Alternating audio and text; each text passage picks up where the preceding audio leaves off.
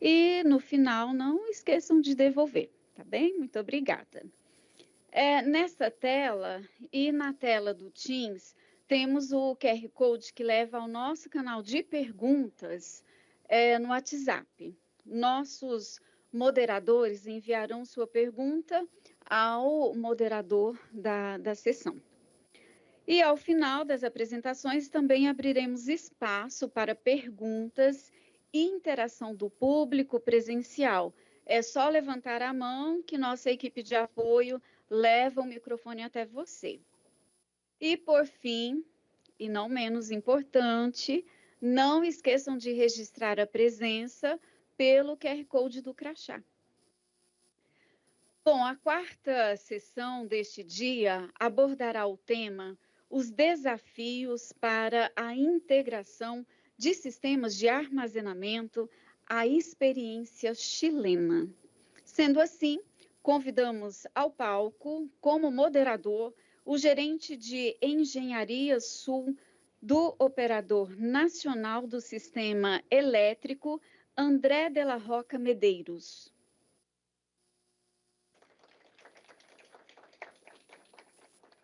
E como palestrante, o chefe de simulação e laboratório em tempo real do Coordenador Elétrico Nacional do Chile, Simon Veloso.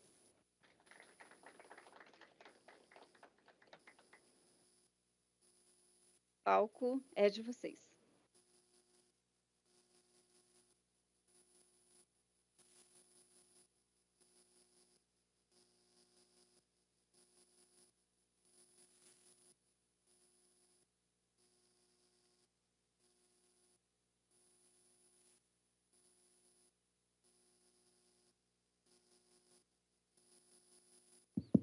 Hello. Yeah. I appreciate the invitation. Thank you, Anna and Anel, for inviting us here to share our experience from last year. I'm going to speak in English because I don't think anyone is ready for Chilean Spanish. So let's give that a shot, right? To give a little bit of context, the Coordinador Eléctrico Nacional is an independent system operator. It doesn't own any facilities, except for the office, but it doesn't own a transmission system, generator, or anything like that. We are in charge of guarantee a secure and economic operation of the power grid. We ensure open access to connect to the transmission system. We manage the wholesale energy market and ancillary services market. We propose a plan for expansion of the transmission system. And I mean proposed because the regulator is in charge of actually releasing a yearly plan for transmission expansion. This is only an input for that report.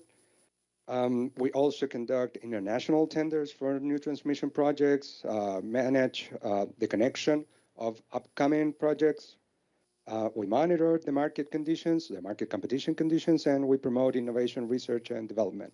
And this is the last function added because of a law in 2016. So it's, well, I was saying recently, but it was 9 years ago. This is our fair network collaboration agreements we have. We have agreements with technology providers, software providers, other independent operators, research institutions, non-profitable centers. So it's pretty fair. I think it's a good framework to achieve what we did last year. I'm going to tell you a little bit about that later. And some context on the system and why Chile needs storage like urgently. And why it needs to be reforming, I'm going to tell you later. But what happens here, and it says it was in 2024, in February, it was 72.44%. I have a point in here. Well, you see there where it says VRE or variable renewable energy, it says 72.4. I know that it says the peaking value is 95% renewable, but that also considers run-of-river hydropower plants. So 72.4 is embedded-based resources portion.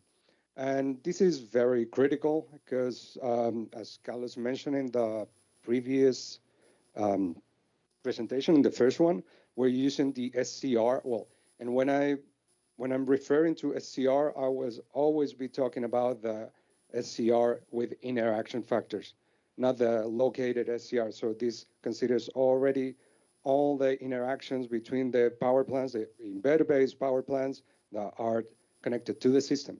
So even though it has a small impact or marginal impact because it's on the other side of the grid, it also has a mathematical impact on the value. And when we reach in 72.4%, we also reaching about 1.3 or 1.2 short circuit ratio. So it's pretty low. And as this is out of date, because this is from February 2024, this year in also February, we had 70, 75, 76%. So it's pretty critical. There's also a big discussion about what happened 2 weeks ago because of the power outage. And the reason it's not the renewable for that specific case, but it's definitely a system that is on the edge always, because it's the main goal is run it at the cheapest cost. And in order to do that is that the transmission line at its maximum transmission capacity. So in that case, in February, we used to have these transmission lines in 2,000 megawatt transmission line with criteria, with N-1 criteria. This condition is very usual in the summer days. We have, well, as you see here in the north part of the country, which is where the desert is located, we have curtailment of about 60%, 70% curtailment. So this is the reason why we need storage. And the reason why we need short circuit strength, so to speak, is because we're decommissioning the coal power plants. Last year, we decommissioned the last one in Tocopilla Center.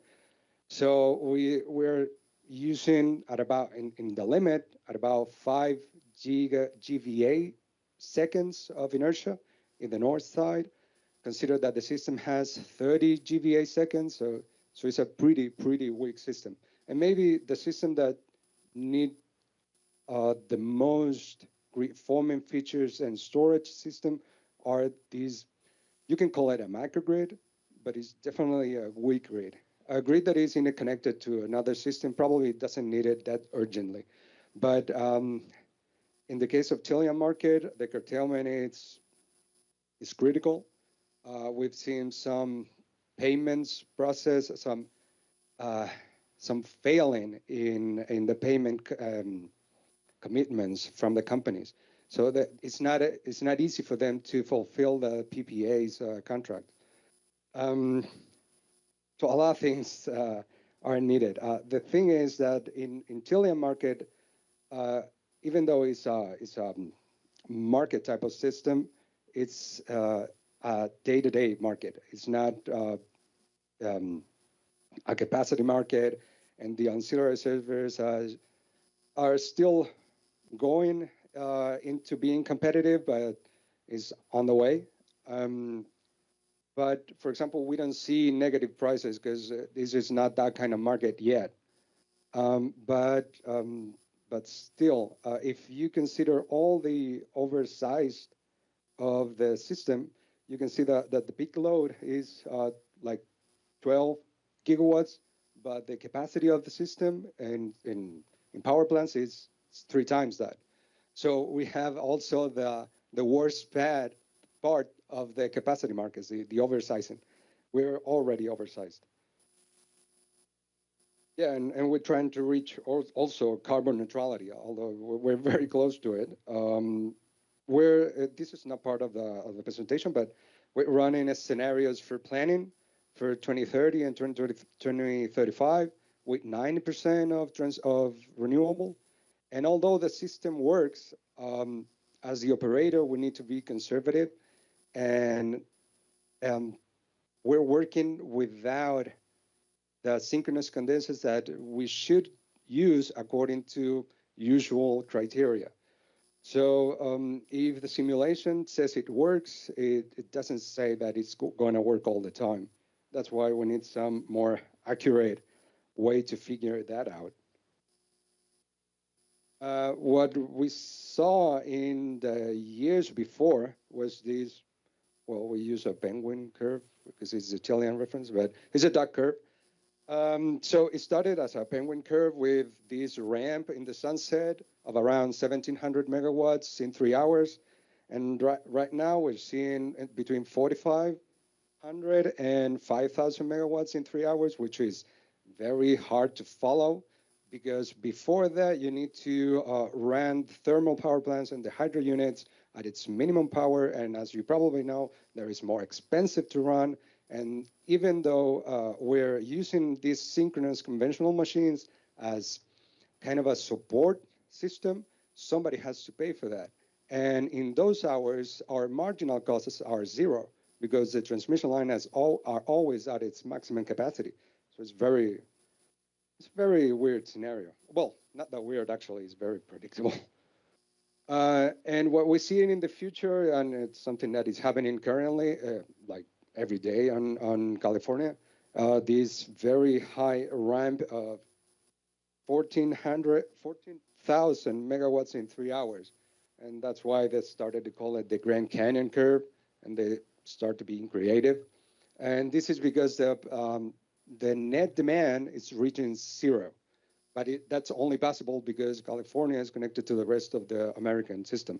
In the case of the Chilean system, that's not possible. Because we are connected to Argentina, but through a one transmission line that it's not, it's very old and not very reliable on the new configuration of the Chilean system that was built when the Chilean system was divided in two. Now that it's one, we're trying not to use it. And in the roadmap for the energy transition, the coordinator is adopting new technologies, and we're seeing new dynamic and granular markets. I'm going to talk about distributed generation a little bit. Advanced grid modeling, which is also a problem here in Brazil.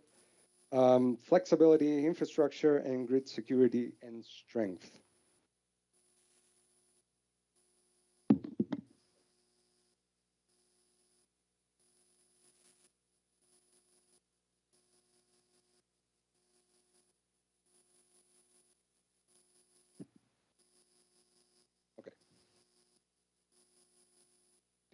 In variability and uncertainty, well, we see what happens after adopting wind farms and PV plants.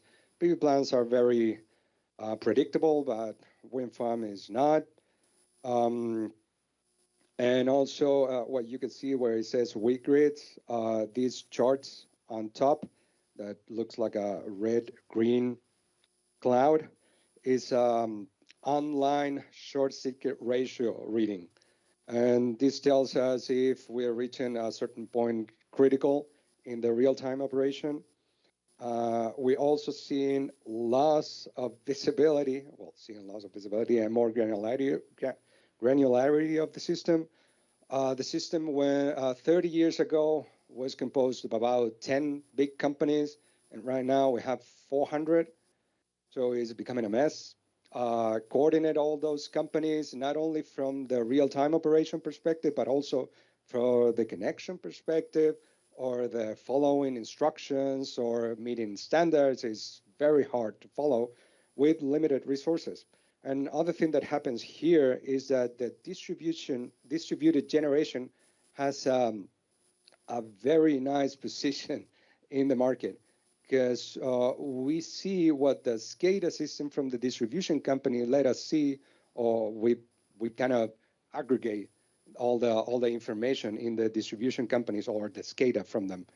And they also have a benefit of being auto-dispatched, which means that if they have power, they can inject it to the grid and not ask for permission. This means that the distributed generation is displacing the regular generation, like upstream, from not only from big conventional power systems, but from the inverters for the wind farms. I mean, they're competitors between distributed generation and wind farms, large-scale wind farms. And remember that I said that the maximum demand was 12 gigawatts. We're projecting that in 5 years from now, the distributed generation is going to hit half of that. So half of that is probably solar, and we don't have the visibility that we used to have when we had a big synchronous machine, very predictable and very trustworthy. And also that means that maybe it's a potential scenario for creating islanding conditions where a power outage happens, right? We don't see that yet, but it's an opportunity. And in the modeling issues, we've seen some inaccuracies. That's why we adopted, and that's the main focus on the second part of this presentation, we adopted the EMT simulation. We've seen great, good well results. We compare one of those to an RMS simulation. And yeah, I'm going to tell you about that later. Also, new technologies upcoming for us. I know that LCC HVDC is pretty well known here in Brazil, but for us it's a new thing. It should be connected on 2029. And I think the main challenge for that transmission system is that the usually rectifier side, which is in the north, I mean, it can be reversed, but the usually rectifier side will be connected to no synchronous source. So the usually is that you connect the rectifier to a big hydropower plant. It's what happens in Canada, what happens here in Brazil with Rio Madeira, and I've seen many others. In our case, this HVDC is not connected to any synchronous reference at that point. So we already award 5 synchronous condensers projects near that region. And also there's a parallel AC system going with this HVDC line. Additionally, we've seen also the LR projects, some energy storage of about 1,000 megawatts right now, and whether they should or not have grid forming features. This is the needs we see for the future is about 13 gigawatt hour till 2030, distributed in the north mainly. Right now we have 1,000 megawatt in operation or about to enter in economic operation. The projects under construction that should be connected by the end of this year or the beginning of 2026 are about 2,000 megawatts. And well, the other numbers are not very trustworthy because they come from approved projects that may or may not see the sunlight. Still quite a lot. Also, this proposal that we as the operator released last year on December, I think, about reforming the wholesale market, because like I said, it's a marginal cost or variable cost based margin on a day-to-day basis. We're reaching zero cost marginal economy. And even in that case, if we consider, and this is a permanent question, if we consider that all the energy from the renewables is stored in batteries, then who's marking the base? Who's given the variable cost that profits to the power plant? So today, nobody. So the market as it is today, it's not leading us to a full renewable system. But this proposal is trying to change that. And these are the summary of all the initiatives we carried out in between 2022 and 23, and today some of them. Virtualization of the grid.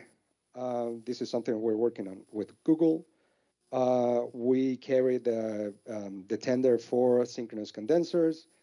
Also the virtual transmission line, but it was abandoned because of lack of offers.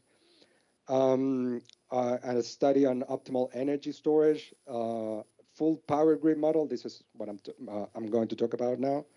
Also a cloud-based EMTP connection tool, a digital twin or a DSA for advanced monitoring and real time, some wide area grid forming EMT studies, real-time monitoring of the SCR with the interaction factors, the proposal for minimal requirements for grid forming, and testing at the lab.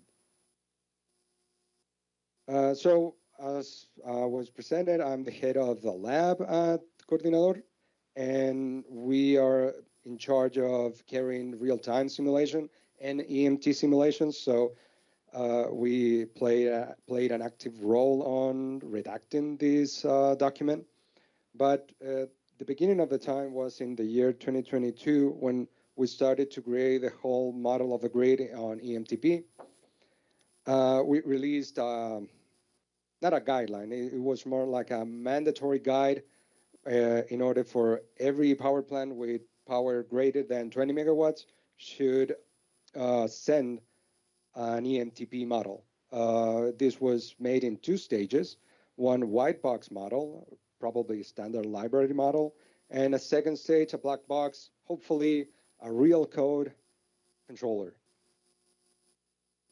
So we created a plan, a schedule to review all these models. There are about 350 for now. And we reviewed like 100. So it's taken a little bit longer than we expected, but we're catching up. This is what the model of the grid looked like 3 years ago. We, on our own, created the synchronous machine models, the embedded-based resources, wind farms, and PV plants, also the StatComs and the SVCs, and the series compensation. This is when we realized, and this is more of a funny data, we realized at this point that the series compensation were critical, like very critical, and also learned afterwards that in Texas they have many issues because they have series compensation on almost all the lines. And if you don't consider modeling the series compensation, you are going to get over voltages of around 2 per unit in the simulation, and this is not acceptable. So we had to model those. In RMS, this is not a problem because RMS just neglect all these high frequency transients, so it's not a big issue.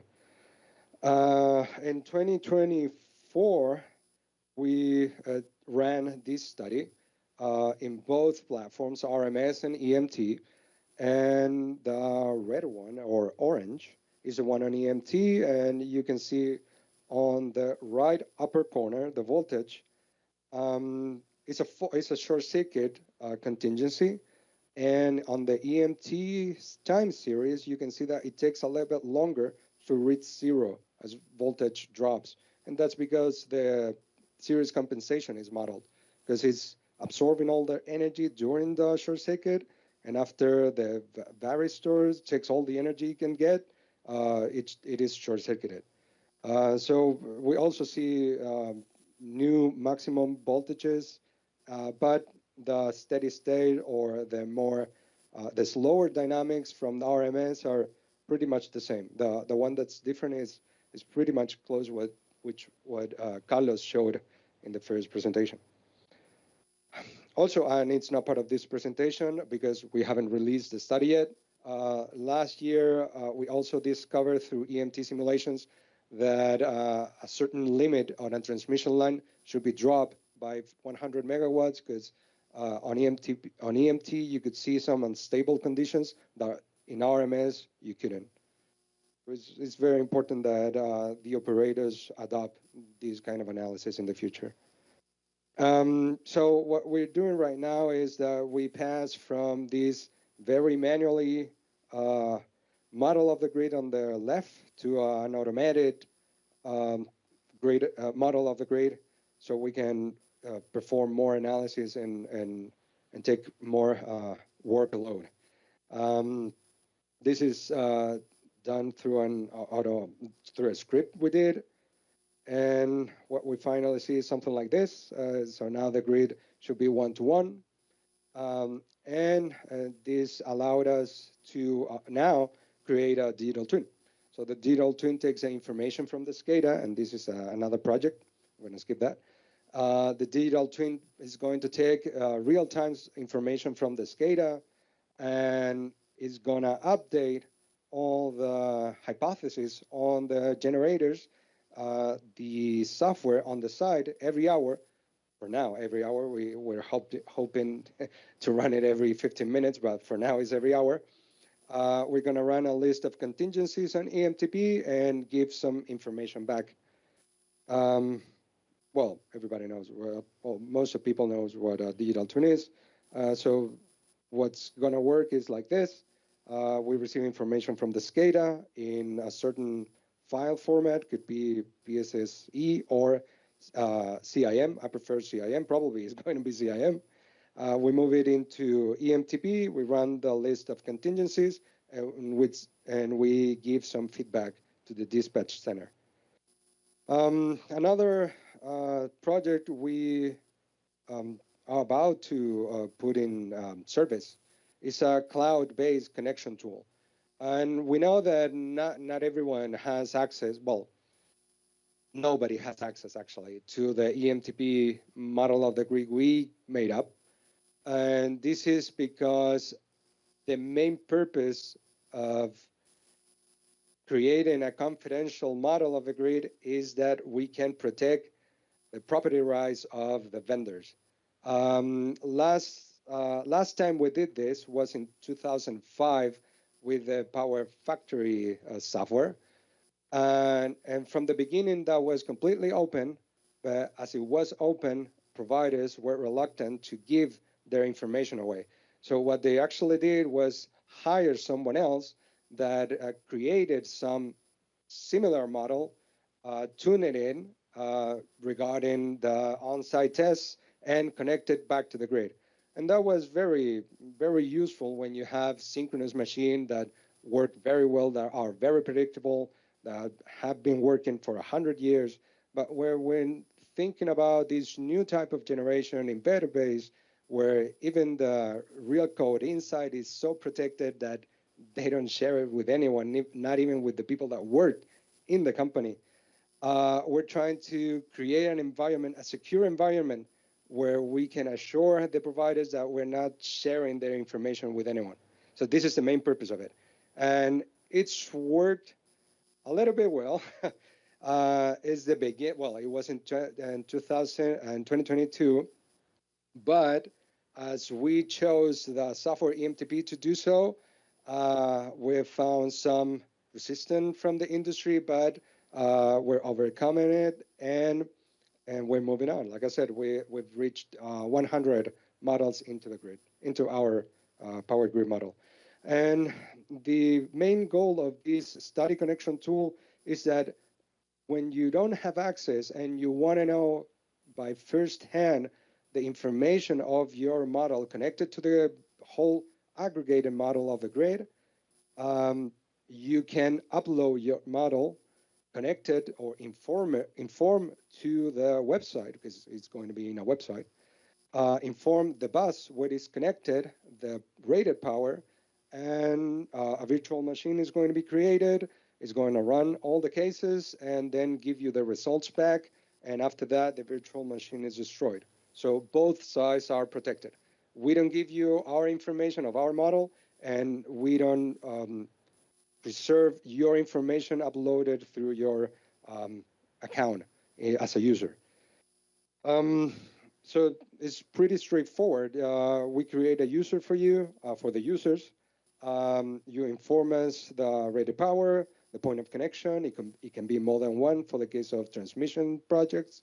And later you just wait for the results, and that is it. It's very easy. It's not very automated. In order for us to create a scenario where you can produce all the power for your project, for example, let's say you're building a power plant of 800 megawatts, which is one case we had. We need to create this, make room for these 800 megawatts in the system for at least the power flow to converge. And after that, what happens on the dynamic is not a problem because all that is tuned up. Okay, and this is the last part. I think is the most interesting one. The requirements we're proposing here is a revision on all the international standards we had in hand, and I think they were all that were available internationally speaking. We also asked for help from EPRI and NREL in the US.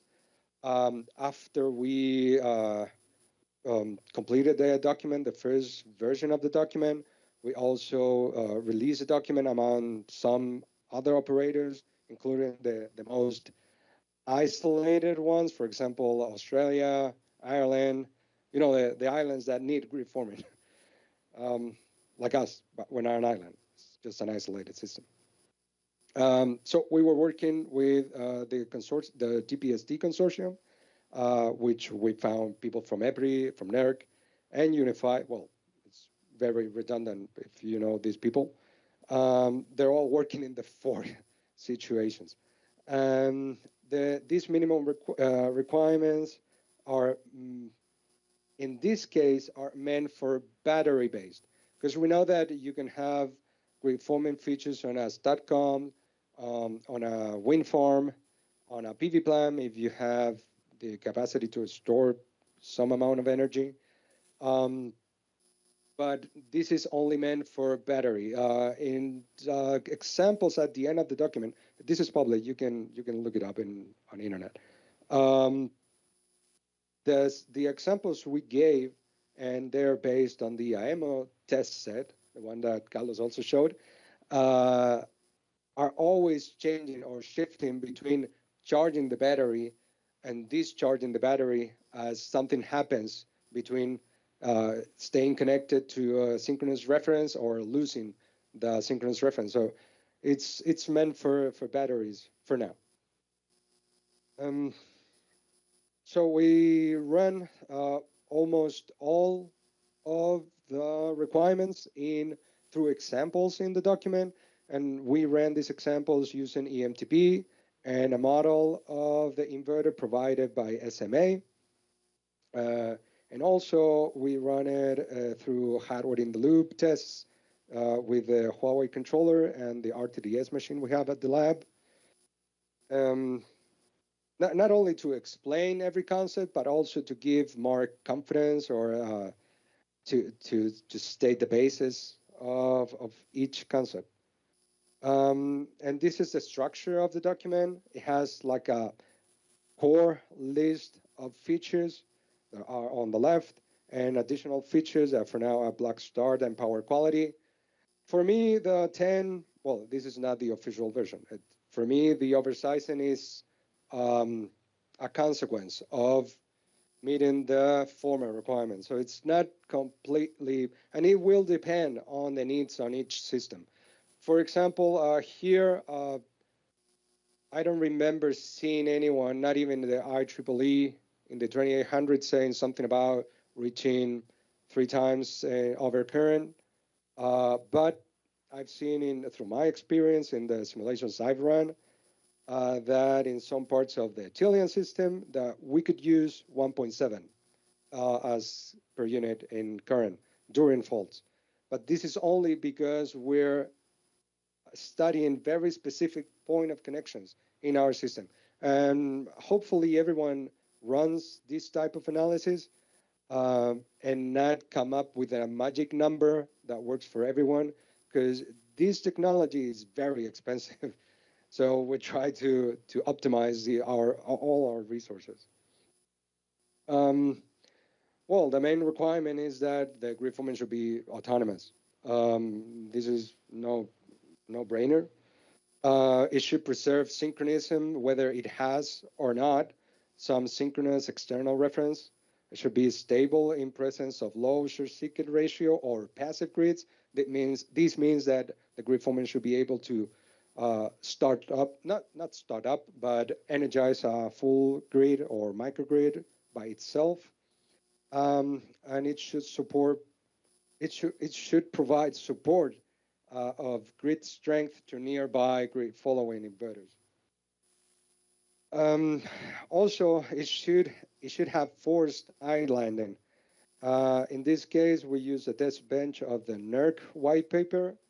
This considers that two grid formants, identical grid formants, but one has half the rated power of the other one, and the synchronous generator or the last synchronous generator is lost, and then you can see a stable operation. The share of these grid formants should be according to what was programmed in the droop characteristics. So they should have droop characteristics. Normally, you wouldn't expect to talk about that, but it should. I've also heard several conversations about what to put in the equations of the grid forming.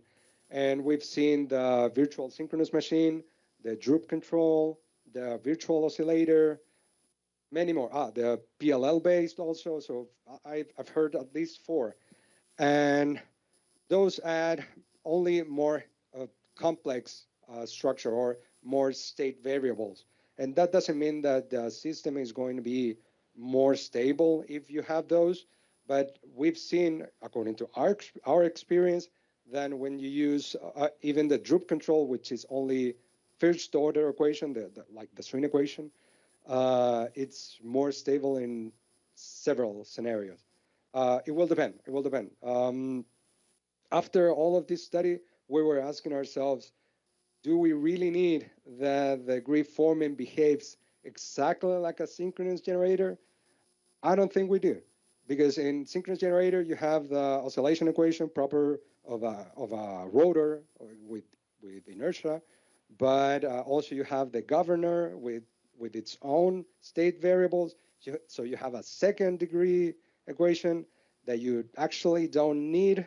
So it's very interesting, the discussion that came up. We have very good results also from the physical controller. In this case, as we only had one of those, we couldn't perform exactly the test bench with 2 grid formants, but the survival, the grid formant that stayed connected after the loss of the last synchronous generator, assume all the load before, and for the load perspective, nothing happened. So this is what we expect from it. Also, it should have a weak grid operation. And for this case, we use a voltage source with a variable impedance. We perform several short circuits. On each short circuit, we changed the impedance value to go from 20 as short circuit ratio all the way down to 1.25. And the grid forming should be stable on each changing, and at the end as well. There's a small difference here. This is the SMA response, and the voltage, you can see that is dropping as long as we move the short circuit ratio down, because the system is asking for more reactive power. And in the case of the physical controller, we see on the almost the last step, the step before the last step, we see a drop in voltage a little bit harder. And this is because the limitations on the grid forming inverter. And we say in the document, not here, but participate actively in stabilizing the grid also should consider the physical limitations of the grid forming. And for example, if you don't want to oversize your power plant, according to our proposal, you shouldn't do it unless we create an additional market for it. But for now, even if you have 1 per unit as maximum current, even during short circuits, it can also be called grid forming. It's only more limited. Another test we run is the up and down rate of change of frequency. These are not steps. These are changing frequency of about 2 hertz per second, so it's pretty demanding. We had to go back and forth with both providers here because these tests resulted in a very hard to comply with. But actually, if the providers manage well, they can perform as expected. The other thing is that we realized at this point that there were different approaches to limit the current, and the current limited loop control can be single loop or multi-loop, and this is something very interesting for us because on the paper, when on isolated system, both perform very, very differently. But when we plug it into the big power grid model, they were almost the same. Another features that we're looking for are to participate in voltage dips or during faults. It should be almost instantaneous. The current injected during the short circuit should oppose always the voltage change. The grid forming must allow free flow of negative current and also provide positive and negative current to compensate the over voltage or under voltage respectively of the balanced or unbalanced fault. Okay, and I think this is the last one. Also, the grid forming should be able to perform well under phase jumps. And for us, the jumps between 10 degrees, 30 degrees, and 60 degrees, and this is what you see here in the pictures, is enough. In Ireland, it was 80 degrees or 90 degrees. It was very strict, but yeah, every system is different from the others. 60 is good enough for us. And both systems performed very well. Yep. And last but not least, and oversizing is not a requirement, a hard requirement by itself. It's a consequence, like I said, of meeting some formal requirements. The example I'm giving here is one I knew from Huawei. This old battery, I think they're not producing this battery anymore, but in this case, this battery used to have 10 PCSs, 10 inverters, but this one here has 50% more. And this doesn't mean that I can take more active power out of the battery, but it means that I can provide more reactive current during faults and on steady state as well. Also, you could use it to widen up your PQ chart. But for the dynamic purpose or performance, this is very useful. And like I said, it's not completely needed, but in some cases, if at a certain point we start a bidding process on current or voltage stability, in that case, yeah, it would be beneficial. And the additional features, like I said, we're looking at black start power quality. Black start took a turn 2 weeks ago.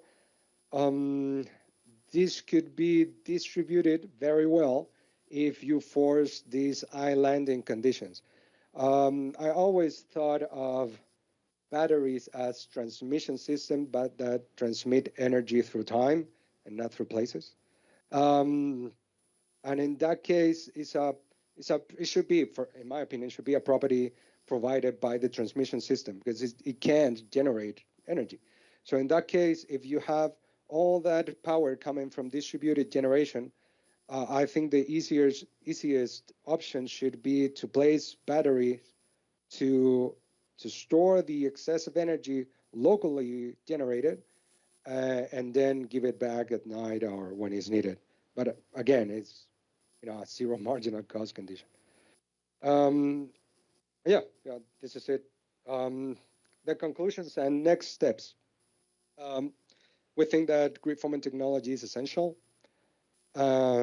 We give as a recommendation that all storage system in Chile should be grid forming. Also, these requirements should be incorporated into the local requirements.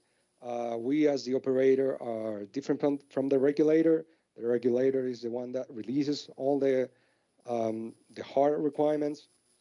Additional capacities can be useful depending on every system needs, but it doesn't define what a grid forming is. The OEM, the models from the providers, should be validated in a controlled environment, in a lab and on site, especially when we're talking about new technologies that are not completely proven, as comparing to the synchronous condensers, for example. And the next steps are validating the effectiveness of this grid forming, as we proved isolated tests for specific models of grid forming. We're now moving to connect them to the big power grid model and to take conclusions from the results as whether we need it in certain point of connections or not, and what are the system needs. Yeah, and of course, piloting this in real installations, the reality can differ very much from the model. Thank you.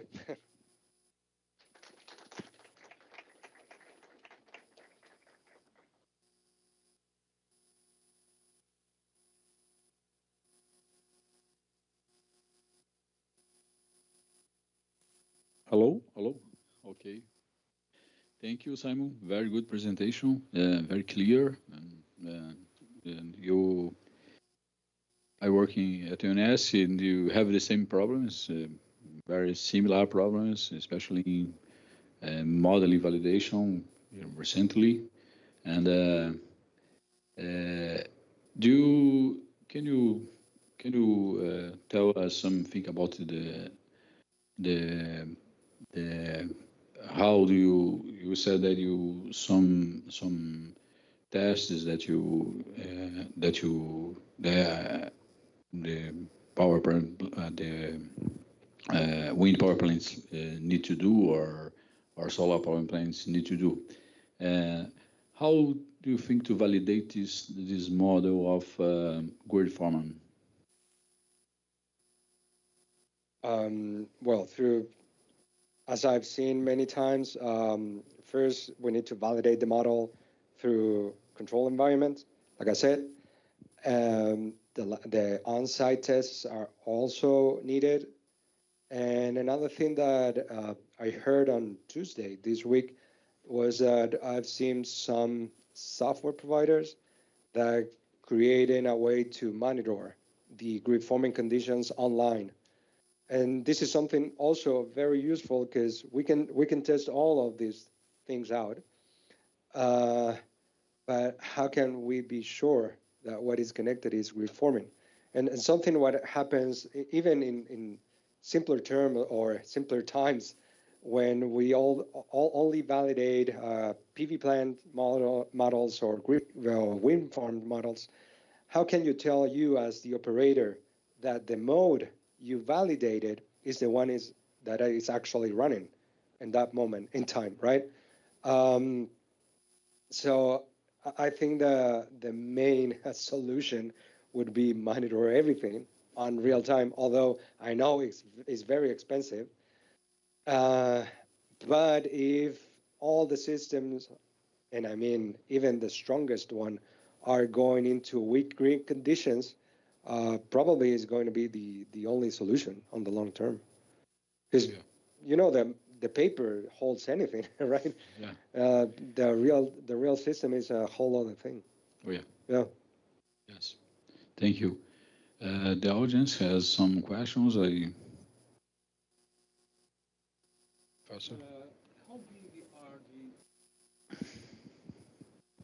How big are the EMT models you use to represent the Chilean network?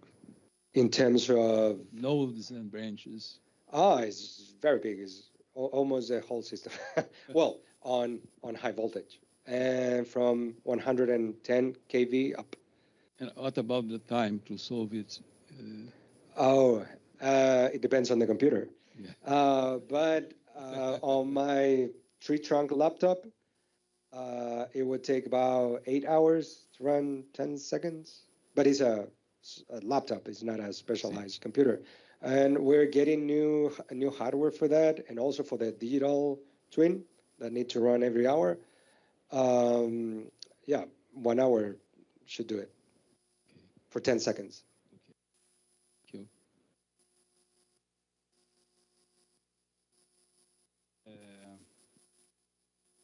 More questions? You in your presentation, you show some places that you need to install batteries in the future. What criteria, what methodology do you to specify these places? Well, I think it's 2 criteria.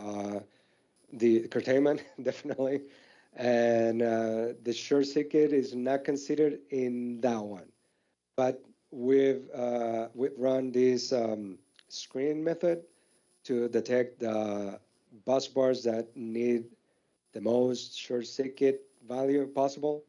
So it's a screening method that runs short circuit on all the bus bars of the system, and also in several scenarios.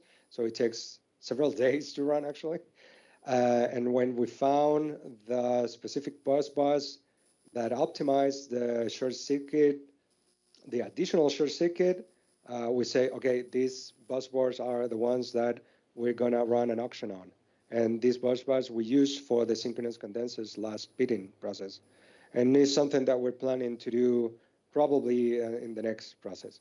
But we're looking to different methods yet. We're also assessing these dynamic simulations to give a little bit more of a handicap condition to other technologies that don't provide the same short circuit that synchronous condensers can provide. Because, for example, and I remember that this one was one of the questions before, the synchronous condensers can give you 5 times, 6 times the short circuit, the rated current. And in the case of a grid forming that has maybe 1 or 1.2 per unit as maximum current, it can give you faster dynamics, and also is more configurable. In the case of synchronous condensers, you're stuck with it.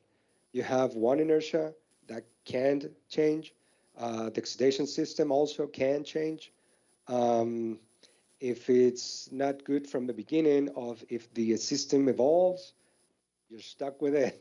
In the case of inverters, you can modify it. You can update the parameters. I've seen some cases, well, academic cases, where you can update the equivalent inertia from the battery as long as you need it from the system. The hard truth is that we can use the short circuit value as the main goal for the bidding process. But in the future, I think it should be a mix. Okay. I think that you have a question for the audience. Ricardo, would you like to ask him? It's online, yes. Congratulations, Simo, the great presentation. It's a big evolution of the solar generation in the north of Chile. In Brazil, you have 15% of discounts in transmission and distribution to generators that's selling in open market, providing this type of funds. In Chile, you have the same incentives or some discounts and something like that? No, we used to had from the beginning. I think it was in 2002. Maybe they were given some incentives for the wind farms, Not anymore. They're completely market free. Yeah, that's why we have the curtailment. Oh, yeah. Okay. Any questions? I don't know if we have a time. Thank you. Okay. You alluded to the basically series capacitors and IVR simultaneously on the same line.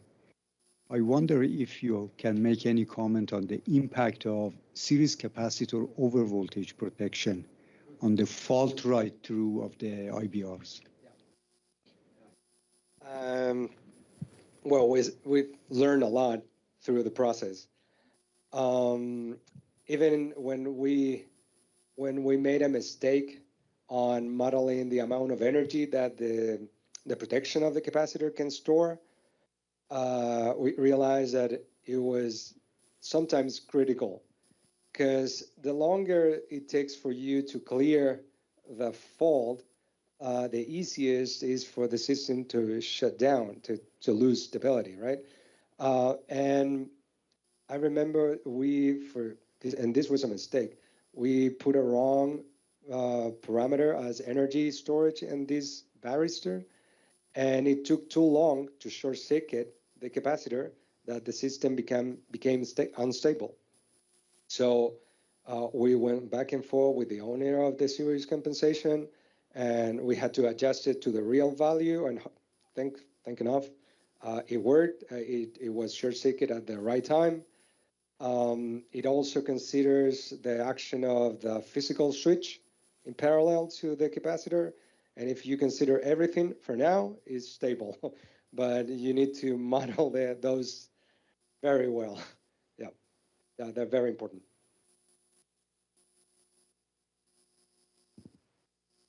Okay. Okay. Thank you, Simon, very much. Thank you. Very good presentation. Thank you.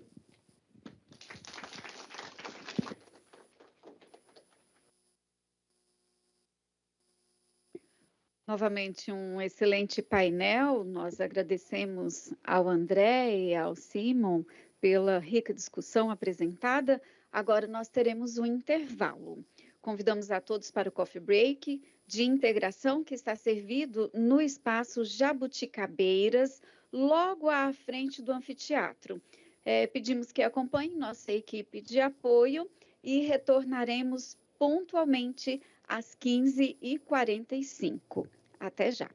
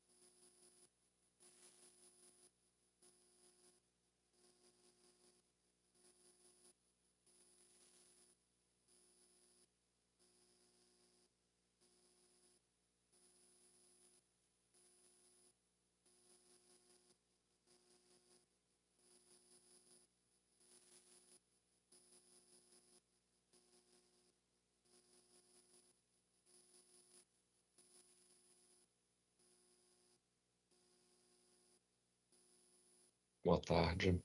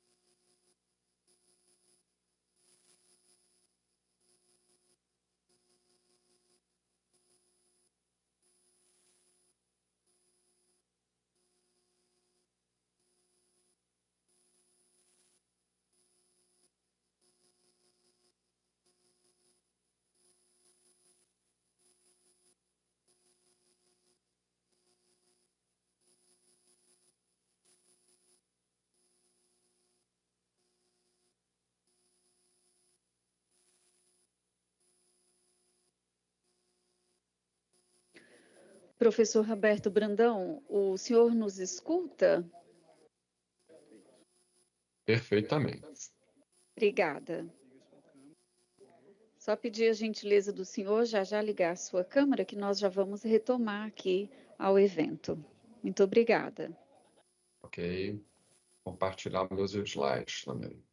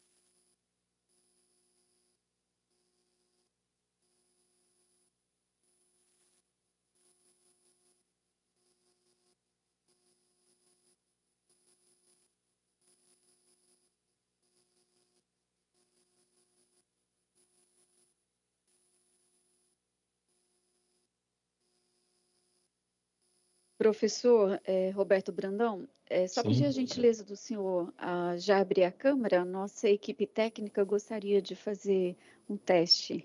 Obrigada. A câmera está aberta. Ok, obrigada.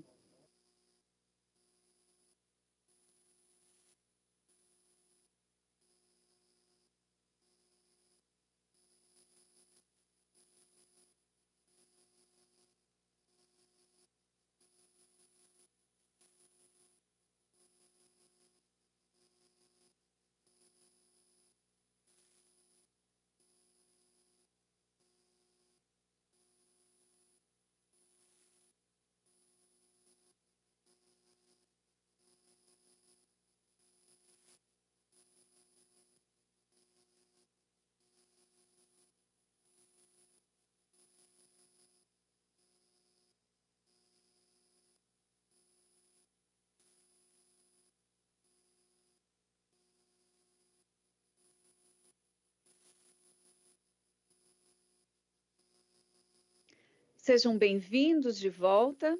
Solicitamos que ocupem seus lugares para a continuidade do nosso evento.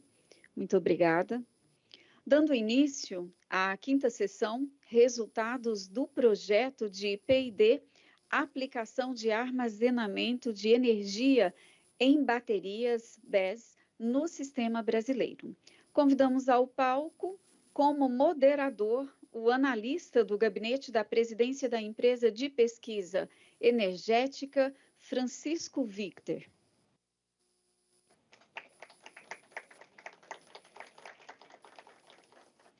E como palestrantes, o professor emérito da Universidade Federal do Rio de Janeiro, UFRJ, Djalma Falcão.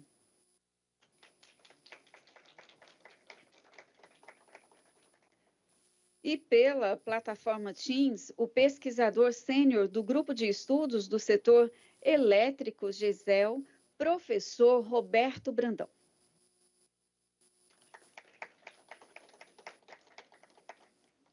Já com a palavra, o moderador do nosso painel.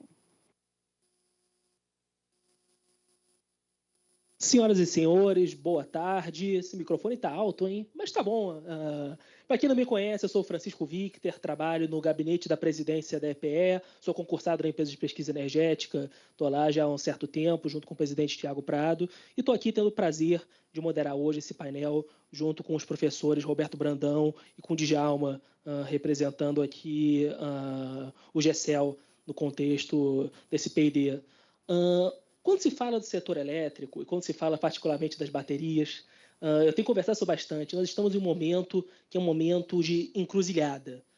E por que eu falo isso? Vocês vão assistir agora as apresentações de ambos os professores que estão alinhadas dentro do mesmo P&D, e essas apresentações são muito valiosas, porque tratam de pegar aquilo que a gente viu mais cedo, que foi pensar a aplicação internacional e enxergar isso aplicado no contexto do Brasil. É muito importante você sempre fazer essa separação, porque uma coisa é internacional, outra coisa é o Brasil, por mais que, evidentemente, você tenha toda a relação.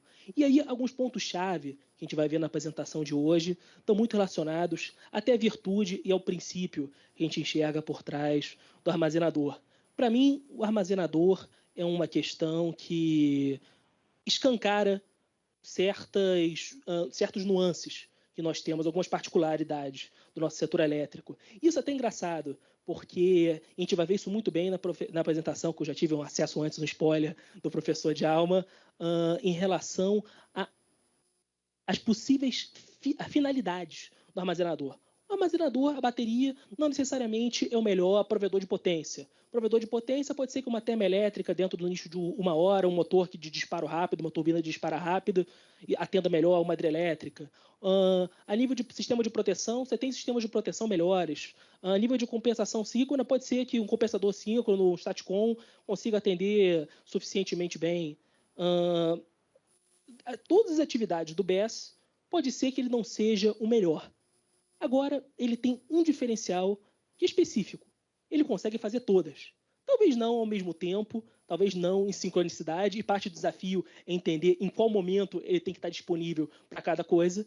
Mas no momento que a gente olha o nosso setor, e a maneira como historicamente a gente se pensou, a gente se planejou, foi uma maneira que olha a transmissão e entende. A transmissão funciona assim, essas são as restrições da transmissão, esse é o custo dos equipamentos da transmissão, vamos modelar com base nisso. Essa geração, esses são os custos da geração, esses são os requisitos da geração, vamos modelar com base nisso. A gente sempre ficou fechado nas caixinhas, isso funciona muito bem, isso funciona muito bem, e aí a gente foi olhando o resto do mundo e foi vendo, nossa, o mundo está colocando bateria. Por que não tem bateria no Brasil? Por que na Califórnia, no último ano, entraram 9 gigawatts e no Brasil entrou um projeto de 30 megawatts em registro, 60 megawatt-hora de capacidade? Mas, e mesmo assim, foi uma iniciativa muito louvosa, que inclusive teve a participação da ANEEL, da EPE, do Ministério, coisa louvável. Mas por que teve esse gap?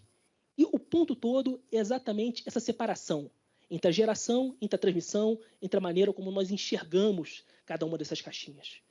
E a bateria é a oportunidade, é esse momento de divisão de águas, de entender algumas das contradições do setor e enxergar, nossa, será que a gente não consegue fazer a integração G mais T? Será que está correto nós olharmos modelos que são apenas modelos de transmissão, modelos que são apenas modelos de geração e deixar segmentado? Será que não é o momento de mudar nossos modelos, de melhorar nossos modelos, de integrar, de mudar a nossa regulação?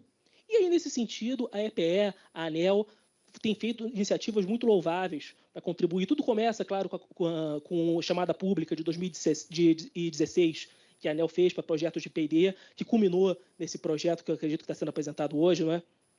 E mesmo que de uma maneira um pouco indireta, mas tudo começa com essa chamada de 2016 da ANEEL, que também já estava olhando os movimentos do mundo. Mas depois disso nós tivemos, em 2019, uma nota técnica da EPE sobre as possíveis finalidades que armazenadores poderiam fazer. Tivemos em 2021 uma outra nota técnica da EPE sobre serviços ancilares, e aí entendendo, será que esse gerador não pode prestar algumas atividades que são da transmissão? Será que essa remuneração dessas atividades da transmissão que as hidrelétricas fazem está proporcional ao benefício e à RAP que a gente está pagando por isso dentro da transmissão? Essas são as perguntas que a gente foi levantando. Então, em 2021, teve essa nota técnica. Em 2021, começou o esforço, o estudo, para atender o litoral paulista no contexto da bateria de registro. Sabe que lá eles tinham uma operação verão, precisavam daquela necessidade de peak shaving muito específica. E aí eles enxergaram que ou você fazia uma linha de transmissão que naquele momento não tinha como licenciar em tempo útil, ou você colocava um gerador a diesel, ou você colocava uma bateria que, por alguma razão, entenderam que economicamente era viável. E aí você teve esse trabalho excepcional que resultou na inauguração, agora em 2023, da bateria de registro. Eu tive o prazer de visitar com algumas outras pessoas do Operador Nacional do Sistema e do MME nessa última terça-feira e ver que, de fato, a bateria está operando muito bem, já existe. Assim, às vezes a gente fica um pouco nesse dilema do engenheiro, que é olhar o projeto, olhar o objeto, ficar na tecnicalidade da fórmula. Será que isso encaixa muito bem? Será que não encaixa muito bem? Gente, às vezes o problema não é físico. Às vezes o problema está no papel. Parte do esforço exatamente é em diagnosticar aonde mudar no papel para a gente conseguir encaixar no físico. O desafio todo está nesse. Então, sem fazer nenhuma crítica, a ISA está fazendo um trabalho muito importante, mas, por exemplo, a bateria deles lá está operando com 20 ciclos no ano. Você olha aí, esses 20 ciclos são relacionados ao atendimento do problema de peak shaving da transmissão do litoral sul paulista. Vocês pensam, mas tem mais de 20 dias do ano que eu estou despachando térmica com CVU mais alto. Tem. Mas por que a ISA não está despachando a bateria delas? Porque você não tem uma modalidade em que você consiga inserir isso. Então, o problema, como eu estava dizendo, não é físico. Muitas vezes o problema é regulatório em relação aos incentivos, em relação aos preços, em relação ao mercado. E exatamente por isso que é importante você ter projetos como esse aqui, você ter iniciativas como essa do evento de hoje, que é você entender como que isso está sendo feito no mundo, como que a gente consegue enxergar as respostas. E aí, na EPE, temos também feito esse trabalho, estamos enxergando algumas outras soluções. Esse ano, a gente vai trazer, o Ministério de Minas e Energia está trazendo, a gente está ajudando a entender um pouco dos requisitos do leilão de reserva de capacidade do armazenamento. São maneiras de inserir. Agora, a CP39 está sendo muito importante, essa agenda regulatória da ANEEL no todo está sendo muito importante. Vamos lembrar que 2023, a bateria de registro, já é uma solução final, não é nem um sandbox, nem um PD, já é uma bateria final. E a gente está exatamente nesse momento. Momento não só de olhar o sandbox é muito importante, mas também em pensar em projetos para uso final já adequados às tendências do setor. Mas, enfim, teríamos umas 5 horas falando aqui, tenho que dar a palavra primeiro ao professor Roberto Brandão, que vai brilhantemente fazer a exposição pela perspectiva do GECEL sobre a operação de Bess no SIM, diante desse desafio que a gente está enfrentando, que é do forte crescimento da geração solar, tanto centralizada quanto distribuída. A palavra é sua, professor. Obrigado. Primeiro, agradecer à ANEEL pelo convite, especialmente ao Dr. Sandoval e Dr. Tille. Em segundo lugar, eu queria pedir desculpas por não estar aí presencialmente. Eu estava com passagem comprada, mas eu andei doente esses dias e não estou liberado para viajar, não. Então, estamos aqui virtualmente, mas foi o que foi possível, né? Em segundo lugar, essas duas apresentações são uma parte pequena, mas interessante, dos produtos de um P&D que foi feito com a State Grid Brasil Holdings, desenvolvido pelo GESEL, pela Cópia e pela APPI, que é uma empresa chinesa, né, de origem chinesa, e que trabalha basicamente com baterias na transmissão. Essa apresentação que eu estou trazendo aqui foi feita no apagar das luzes do projeto. É uma apresentação que procura ver como é que seriam operadas as baterias desse LRCAP, que a gente estava falando agora, caso elas sejam de fato construídas, né? E isso tem uma série de utilidades, modelar o funcionamento das baterias no sistema de 2030, elas entrariam em operação em meio de 2019, pelo edital. É muito interessante você ver que bicho é esse, que função ele desempenha, dadas as regras do leilão. Então, é bastante concreto, né? Quais são os benefícios que tem. Então, vamos lá, a gente tem aqui nosso sumário, né? A gente primeiro olha, tem uma introdução, depois a gente olha a operação do sistema, a curva de operação diária entre 23 e 24, né? Outubro de 23 e 24.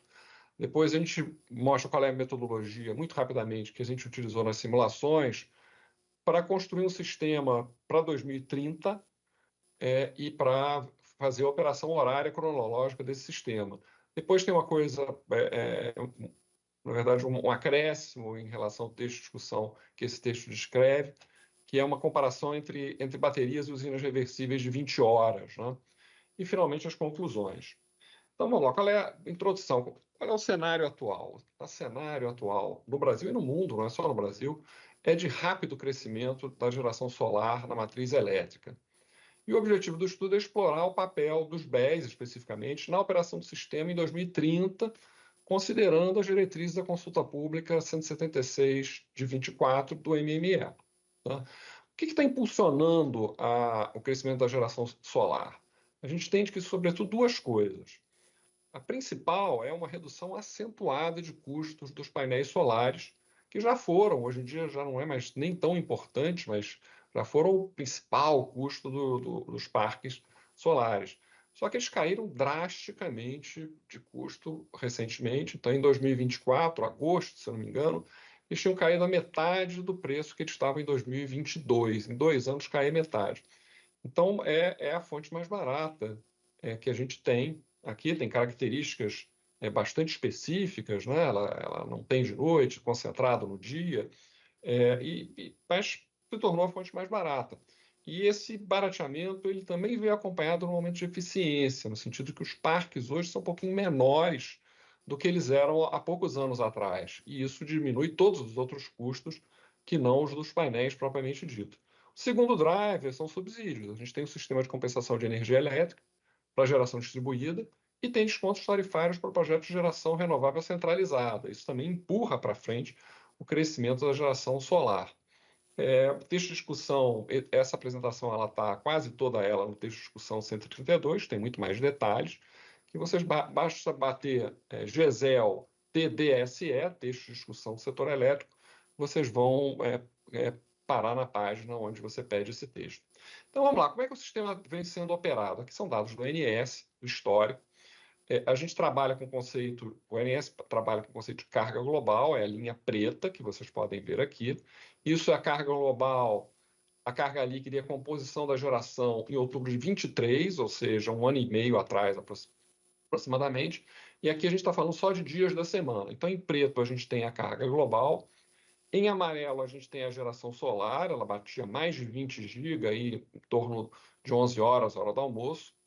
Mais de 20 GB, 21 talvez. Em verde a gente tem a geração eólica, em marrom e em cinza a geração térmica, todas as térmicas, nuclear, cogeração, tudo. Em azul a gente tem a geração hídrica e a gente tem a carga líquida em linha vermelha. O que é a carga líquida? Nesse caso aqui, ela é exatamente a carga global, menos toda a solar, centralizada, distribuída, menos a eólica. Então, essa é a nossa curva da carga líquida. Observe que a gente não tem ainda, no ano de 23, a gente não tem ainda a curva do pato. Não apareceu, não tinha solar suficiente para isso acontecer. Corre um ano para 24, dados também do ONS. Repare que a carga cresceu consideravelmente, vocês podem ver isso, em um ano cresceu bastante. O que mais cresceu foi a geração térmica, porque a gente estava num momento hidrológico ruim, mas repara como cresceu a geração solar, barbaramente. Ela batia ali 21, talvez 21 GB no máximo, está batendo 31 um ano depois, dá 43,5% de crescimento em termos de geração efetiva em 12 meses. Isso faz com que já comece a aparecer devagarinho, assim, muito pouco pronunciado, a curva do pato. Você já tem a carga líquida sendo mínima ao meio-dia, e não no ano anterior, que ela era mínima de manhã. Né? A global é mínima de madrugada. Agora, quando você passa para o fim de semana a carga é bem menor, aí nós já temos a curva do pato, bastante bem configurada. Repare, a carga muito menor, carga líquida, obviamente, menor também, a solar menor também. Por que é menor? Porque tem muito mais curtailment. O curtailment ele acontece dia de semana e acontece fim de semana, mas no fim de semana ele é muito mais intenso. A mesma coisa, a geração eólica, se vocês repararem, ela também é menor no fim de semana, não porque tenha menos vento, mas porque cabe menos, né? Simplesmente. Bom, então o que a gente fez? A gente pegou o que a gente já tem hoje em dia e fez simulações para operação do sistema ao mínimo custo em 2030, com e sem baterias. Para entender a lógica das operações dos BES, identificar as implicações para a formatação do leilão e da regulação associada. Qual foi a configuração das simulações? A gente usou o Plexus 10, o software australiano. A referência inicial foi o plano de operação energética 27, que nós 2327, né, do ONS, que nós reproduzimos no Plexus. E quais os parâmetros que usamos para a expansão? Ponto de partida é a configuração final em 27 do PEN, de 28 a 30 crescendo a 3,4% ao ano a carga. A expansão a mínimo custo deu incrementos mínimos em geração eólica. Crescimento da geração solar essencialmente distribuída, que na verdade não está modelado. A gente modelou que ela diminui o ritmo de crescimento, mas cresce ainda e continua sendo a tônica da expansão em termos de energia. A gente fez também uma modelagem bastante fina, o máximo que a gente conseguiu, da representação da flexibilidade operativa, tanto do despacho térmico, quanto das restrições das rampas de defluência das hidrelétricas. Então, o que foi o resultado em termos de expansão, geração efetiva, né? Praticamente 60% hídrica ainda, termoelétricas todas, cogeração, nuclear, fóssil, tudo, 12%, 15% eólica, praticamente isso de solar, geração efetiva, né? Dentro do solar não é muito, não dá nem 15%, não é muito, mas vocês já vão ver que faz bastante efeito. Então, aquela mesma curva que a gente viu para outubro de 24, a gente projetou para outubro de 30. Então, repare que em 24 a gente tinha uma carga menor, repare que o eixo desloca aqui, ele estava terminando em 100 GB, agora ele está terminando em 120, você está batendo 110 GB de carga, muito mais do que no que a gente verificou, e você tem um crescimento da geração solar expressiva. Ela estava ainda a 31 GB, mais ou menos, na hora do almoço, né? Está indo agora a 40 e poucos. Nesse dia esse solar aí conta GD? Tudo. Que nem o ONS, a gente está usando a mesma base do ONS. Olhando a tendência, talvez seja maior, hein? Eu acho que sim, mas isso aqui você já vai ver o que acontece com isso aqui. Mas então aqui a gente tem a curva do pato configurada nos dias de semana, não mais nos fins de semana apenas. Nos dias de semana você também tem a curva do pato. A gente supôs que com os leilões de capacidade, as térmicas, elas passam a funcionar de uma forma mais incisiva a nível horário, com partidas diárias, então você já não tem mais uma curva horizontal quase sempre da geração térmica, de forma que vocês percebam aqui que a geração hídrica já não é mais paralela à curva da carga líquida. Então, isso nos dias de semana. No fim de semana, carga mais baixa, é o mesmo perfil anterior. Também você tem uma geração solar menor do que durante a semana, ela reduz, né, como a eólica também, curtailment maior dos fins de semana, e você tem aí já um pato obeso, né, uma barriga bem grande, né? É para aí que a gente está indo e a gente vai ver o papel do BES nesse sistema. Repare, isso é o caso básico, o caso que não tem nenhum BES, não tem reversível, não tem nada, tem o business as usual apenas, né?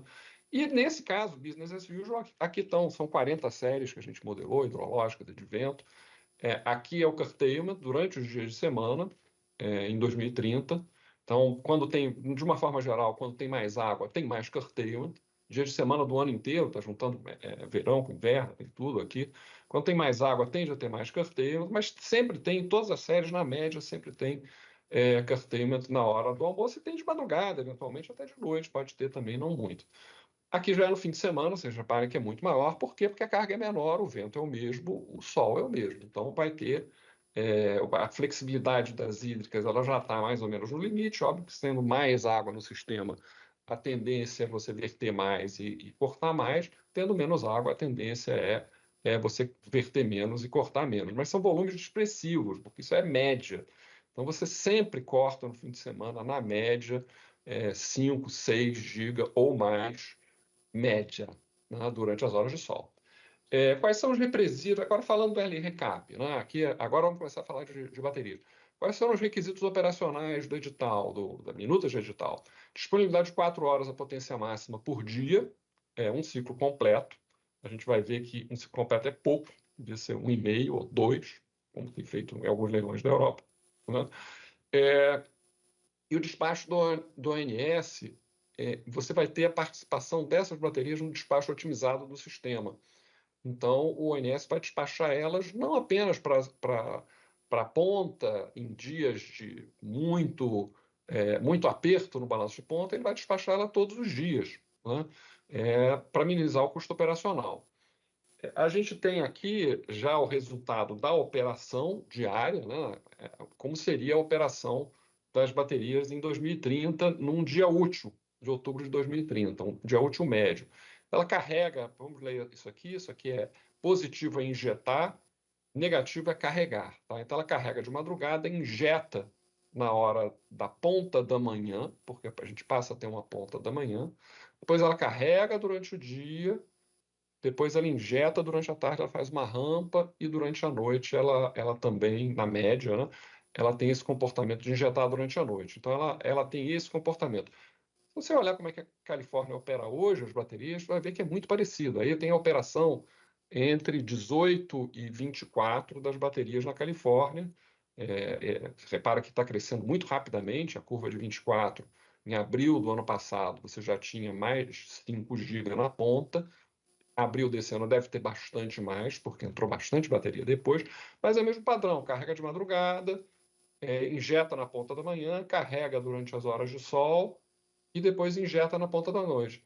Ah, mas por que é igual? Por que é igual? Porque o problema é o mesmo. Você começa a ter muita geração solar durante a manhã e a tarde, durante as horas de sol, e você aproveitar essa geração, que seria desperdiçada em outra maneira, o uso mais racional.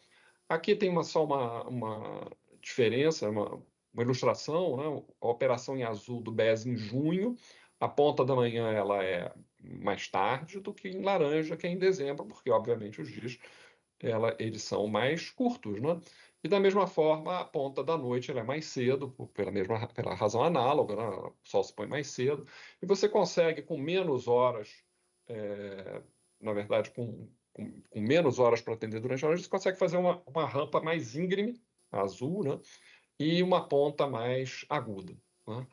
Aqui é a diferença entre a carga líquida em vermelho do caso base e a carga líquida do caso com BES, definindo carga líquida como carga global, menos eólica, menos solar, menos BES. Né?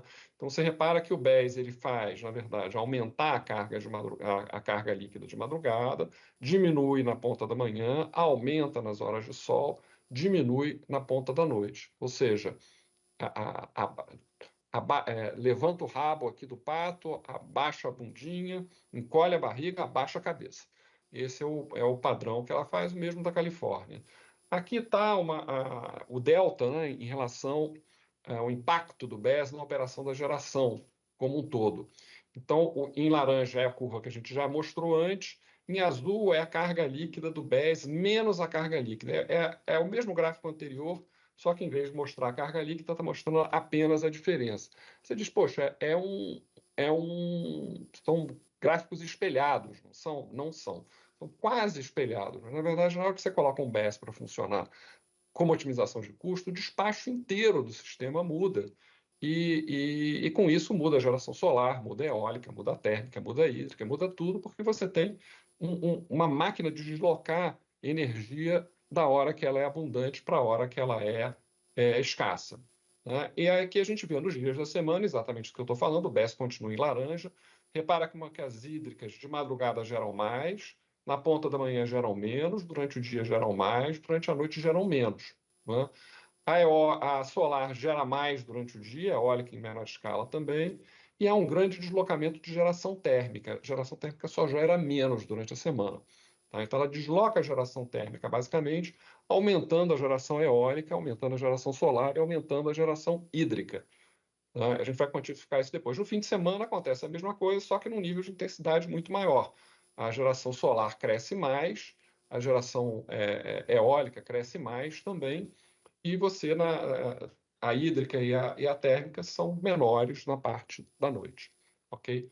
Aqui é só uma diferença entre fazer a operação da bateria, que aqui está na linha laranja, que a gente já conhece, né, de 4 horas, limitando a um ciclo, que é o que consta do edital, é a linha azul. Ou seja, você não faz mais a ponta da manhã porque você não consegue fazer. Ela é pequena demais e prefere fazer a da noite, que é a principal. Então, na verdade, a lição aqui é que não é correto esse parâmetro. O ideal é você fixar um parâmetro bastante maior, por exemplo, 2. Aqui é uma comparação, só uma ilustração. Se a bateria tivesse 5 horas ou tivesse 6 horas, não é muito usual, mas é totalmente possível. A nível internacional, a bateria é mais cara. Ela tem uma operação bastante semelhante, mas faz rampas mais agudas, aqui sai dias de semana, dezembro, no caso de 2030, as rampas são muito mais agudas, o atendimento na parte da noite é muito maior e a carga durante o dia é maior, o que a gente vai mostrar resulta em menor curtailment também. Aqui é a mesma coisa, só que em junho, é um pouco análogo, né? Aqui é a estatística descritiva dos ciclos, a de 4 horas, na média, é 1,47, podendo chegar com percentil 95 beirando 2, né?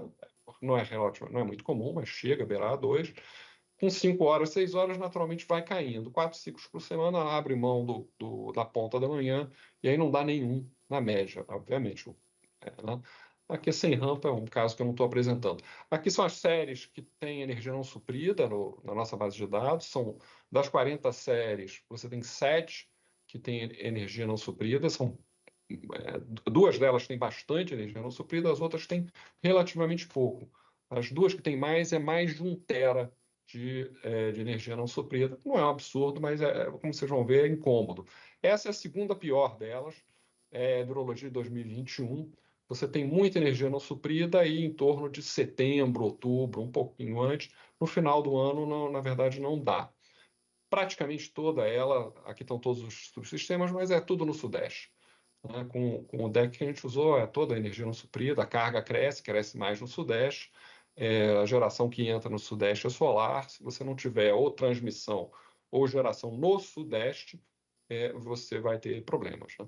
E aqui, dando um zoom, aqui nesse período aqui entre agosto e novembro, né? Você vê que tem quase todos os dias você tem cortes, os cortes são de noite, todos eles, às vezes muito grandes, 16 gigas, um absurdo de grande. Aqui não dá para ver, depois eu vou mostrar melhor, mas é quase sempre à noite. Aqui tem a estatística, né? Em termos de volume de energia não suprida, entre 4 horas da tarde e meia-noite dá quase 99%, entre 13 e meia-noite dá 99,4%. Muito raro ter uma energia não suprida fora desses horários, quando ela tem, na verdade, é muito pequena. É mais uma violação de reserva do que uma energia não suprida propriamente dita. Em termos de número de episódios, também os números são altos, poucos menores, né? Mas está na faixa de 97%, 98,5%, dependendo do horário que você coloca. Aqui é interessante, porque aqui a gente está dimensionando o benefício da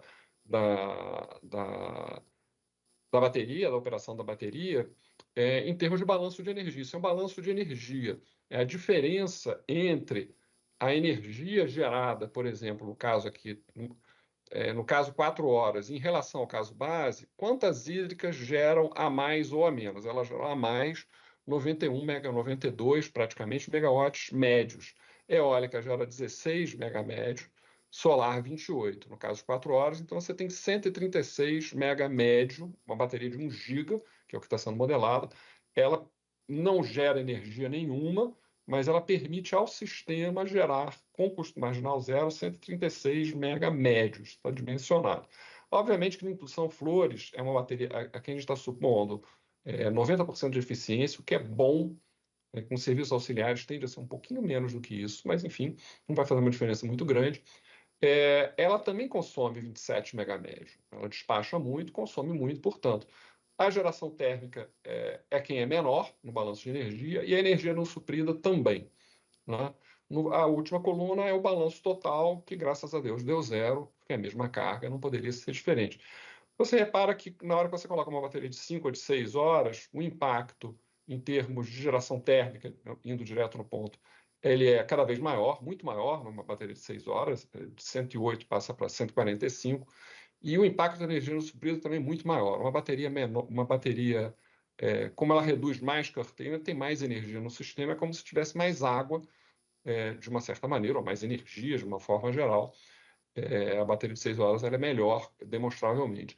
Aqui a gente está comparando as 3 também em termos de número de séries de energia não suprida. Lembram, eram 7, 4 horas baixa para 6, 5 horas baixa para 5, 6 horas baixa para 4. Né? O custo do despacho é menor, aqui custo da geração térmica é menor, e ele é menor, sobretudo, nas que têm maior capacidade, que evitam mais curtailment, são mais eficientes. E aqui a rampa média, não é a melhor rampa que elas conseguem fazer rampas melhores do que isso, né? Mas repara que uma bateria de 4 horas com 1 GB, ela em média faz uma rampa de 1,5 GB, coisa que nenhuma térmica consegue fazer, nem nenhuma hídrica. Ela consegue fazer uma rampa entre o negativo, entre a carga e a injeção, é uma rampa muito grande. A de 6 horas, naturalmente, é uma maior ainda. Se você botar uma reversível, dá mais ainda do que isso. E aqui também o CMO cai, entre o caso base e o caso com baterias, ele cai, em qualquer uma das versões, cai mais naturalmente com a mais possante. Custo de despacho é repetição. E qual a receita que ela teria no mercado de curto prazo ao PLD? 252 milhões, 324. Isso aqui são números muito baixos. Essa bateria não se paga. A gente está falando de uma bateria de um capex de 5 bi, de 1 giga, algo 5, 6 bi talvez. E 300 milhões por ano não faz nem coceira. Então, de fato, você precisa ter um mecanismo como esse que foi feito no proposto no leilão de capacidade, que dê uma receita fixa, porque só o mercado de energia não vai pagar o custo, e o benefício ele é muito grande, quer dizer, reduzir preço, reduzir custo, reduzir energia não suprida, substituir uma térmica que teria também que ter um pagamento por capacidade, o benefício é grande. Se não fosse PLD, se usássemos CMO, sem o piso e o teto, os valores seriam melhores, mas mesmo assim não são suficientes para pagar o investimento. Aqui já novidade em relação ao texto, né? Foi um evento que o Dr. Sandoval participou em Madrid. A gente modelou como é que funciona uma reversível. O Nivaldo pediu, mostra como é que uma reversível, a diferença de uma reversível e uma bateria. Então aqui está modelada a mesma bateria, o mesmo caso. O caso é diferente, não são 100% compatíveis, tem umas pequenas diferenças. Mas você tem em laranja, a nossa velha bateria de 4 horas, e em azul, aqui é o fim de semana, a reversível de 20 horas. Então, durante o fim de semana, o que a reversível faz? Ela carrega. Carrega por quê? Porque tem energia sobrando, a carga está baixa, ela carrega muito. Nem que tenha que gerar alguma térmica eficiente, você gera para carregar o máximo no fim de semana, faz a ponta do fim de semana também, porque ela contribui para a geração de ponta. E durante a semana, como é que ela funciona? Durante a semana, ela também faz a ponta da manhã, mas repara que ela está sempre carregando. Ela zerou aqui, está sempre carregando. Carrega vai até 4 horas, até 3 horas, 2 horas da tarde, ela vai carregando. Depois ela faz uma ponta de 7 horas, jogando maior quantidade de energia nessa hora que não tem sol, né?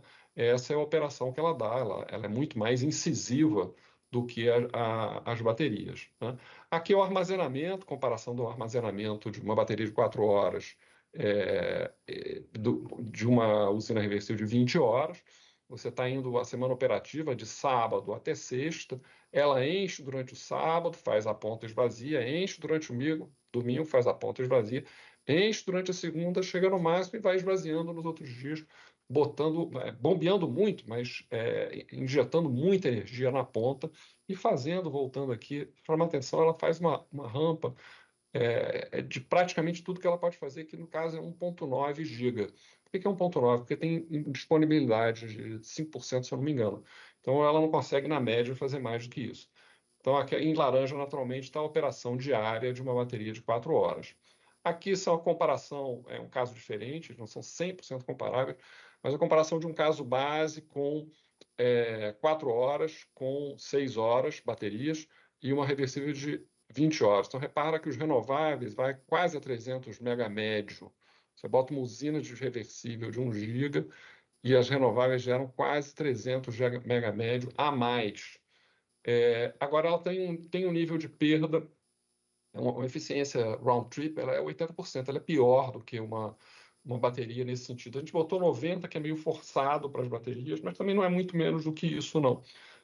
A bateria deve dar entre 85 e 90, reversível novas entre 80 e 81. Esses seriam os números melhores, tá? Mas, de qualquer maneira, a geração térmica diminui, energia não suprida diminui muito mais, né, do que os outros casos. Ela é vantajosa, mas a gente precisa ter os projetos, ainda não temos ainda. Então, conclusões, terminando já, desculpe o tempo que eu estou demorando. As funções principais são confiabilidade, é isso que ela está sendo contratada no leilão, mas ela está suprindo o sistema de muita flexibilidade, mais reversível do que baterias, mais as baterias grandes do que as menores, mas todas elas dão flexibilidade, atenuam rampas e reduzem curtailments e vertimentos. Elas reduzem todos os sistemas de armazenamento reduzem os custos operacionais e energia não suprida. E se reduzem custos operacionais, reduzem CMO, conceitualmente elas aumentam a garantia física do sistema. Ou seja, é um consumidor de energia que permite o sistema gerar mais energia, né? A operação do BES no SIM, despachados ao mínimo custo, se assemelha mais a um serviço ancilar do que a geração ou consumo. Serviço ao ONS para garantir a confiabilidade e a economicidade do despacho. Quer dizer, ela não é gerador. Gerador, ela consome, não gera. Quem gera são os outros, né? A eólica, solar, a hídrica. Essas geram mais, ela não, ela consome apenas. Mas, naturalmente, como esse despacho mostrei todo ao mínimo custo, ela nunca carregaria nenhuma vez se a perda que está implícita em carregar não fosse mais do que compensada, ainda que por pouco, por uma maior eficiência do despacho, né? Esse é o despacho ao mínimo custo. E ela, para fazer isso, ela despacha mais do que um ciclo por dia todos os dias. Receita esperada, número 4, receita esperada no MCP da CCE não cobre o custo de investimento, o mecanismo de suporte, como proposto no RLK, viabiliza o investimento, correto, o Ministério, né? A instalação, que a gente já está juntando com outras conclusões do P&D, a instalação deve ser preferencialmente em regiões com alta geração renovável, em gargalos de escoamento de geração durante o dia. Por quê? Porque ela sempre vai estar carregando durante o dia. Se eu tiver um gargalo na geração, ela vai estar dando carga, a geração vai estar desestressada. Por outro lado, o escoamento tem que ser para o sudeste, que é onde vai estar faltando energia, durante a noite. Se você não tiver isso, não bota a bateria ali, porque ela não vai, não é, pelo menos nas nossas simulações, isso depende da expansão da transmissão, depende do resultado do LRCAP de térmicas e hídricas, naturalmente, tudo pode mudar, né? Mas no que a gente viu aqui, onde vai ter energia não suprida, é onde? É no sudeste em ano seco, em horas que vente pouco relativamente, e sem sol. É assim que acontece a energia não suprida. O BES com maior tempo de descarga oferece maior eficiência e benefícios, são mais caros também, né? O limite de um ciclo, finalmente, parece insuficiente para a operação eficiente dos BES. Ok. É isso, gente. Espero... Muito obrigado, professor Roberto Brandão. Você vê essa apresentação aqui, é exatamente o que eu estava dizendo. É você entender aquele problema que está sendo visto fora do Brasil e você enxergar dentro da nossa realidade. E engraçado, porque muito do que você apresentou aqui, professor, no âmbito desse P&D, é parecido com alguns exercícios internos que temos feito hoje na EPE. E é até engraçado ver, de fato, como que essa curva até 2030 solar cresce, como que cresce esse impacto. E eu me lembro até que 2020, 2021, eu já seguia com o tema das baterias, já fazia algumas apresentações, apresentei até para algumas empresas grandes, e o que eu ouvia-se na época não, Victor, fica tranquilo, o Brasil tem uma base hidrotérmica muito grande, você não vai ter problema, o crescimento de renováveis é insignificante no Brasil comparado a outros pares no exterior, você não vai ver nenhuma necessidade de potência muito específica que você já não consiga comportar dentro do nosso regime normal. E aí o que você coloca muito brilhantemente aqui nessa apresentação é que, de fato, o nosso modelo é um modelo que é capaz de lidar com isso, você consegue, através de mais contratação de térmica, lidar com esse problema, mas a bateria, muito bem, pode ter uma economicidade. Você reduz no custo do despacho e, em compensação, claro, você tem um CAPEX mais alto. E aí volta para aquele ponto que eu falei. CAPEX mais alto, mas, em compensação, você tem um equipamento que é capaz de fazer outras atividades. Você tem um equipamento que pode atuar com compensação, você tem um equipamento que substitui e atrasa a necessidade de investimento na transmissão, você tem um equipamento que pode prover black start, suporte de reativo, etc, etc, etc. São outros atributos que você enxerga e que você consegue ver quando você traz um comparativo dessa maneira. Então, até na EPE, e aí uma outra linha, vou fazer esse comentário depois da apresentação do professor Djalma. Vou deixar o professor Djalma primeiro. E só terminar com uma pergunta para você, professor Roberto. Em relação à sua modelagem, você fez assumindo que seria apenas um ciclo no dia e você vislumbrou ali que, evidentemente, como você não estava olhando o CAPEX, foi uma modelagem de eficiência, quanto maior for o número de horas, melhor tende a ser o resultado dessa bateria. Você não está fazendo essa comparação. Mas eu gostaria de entender, pela sua perspectiva, tendo analisado o leilão, você fez a recomendação de que você não deveria ter essa restrição de apenas um ciclo.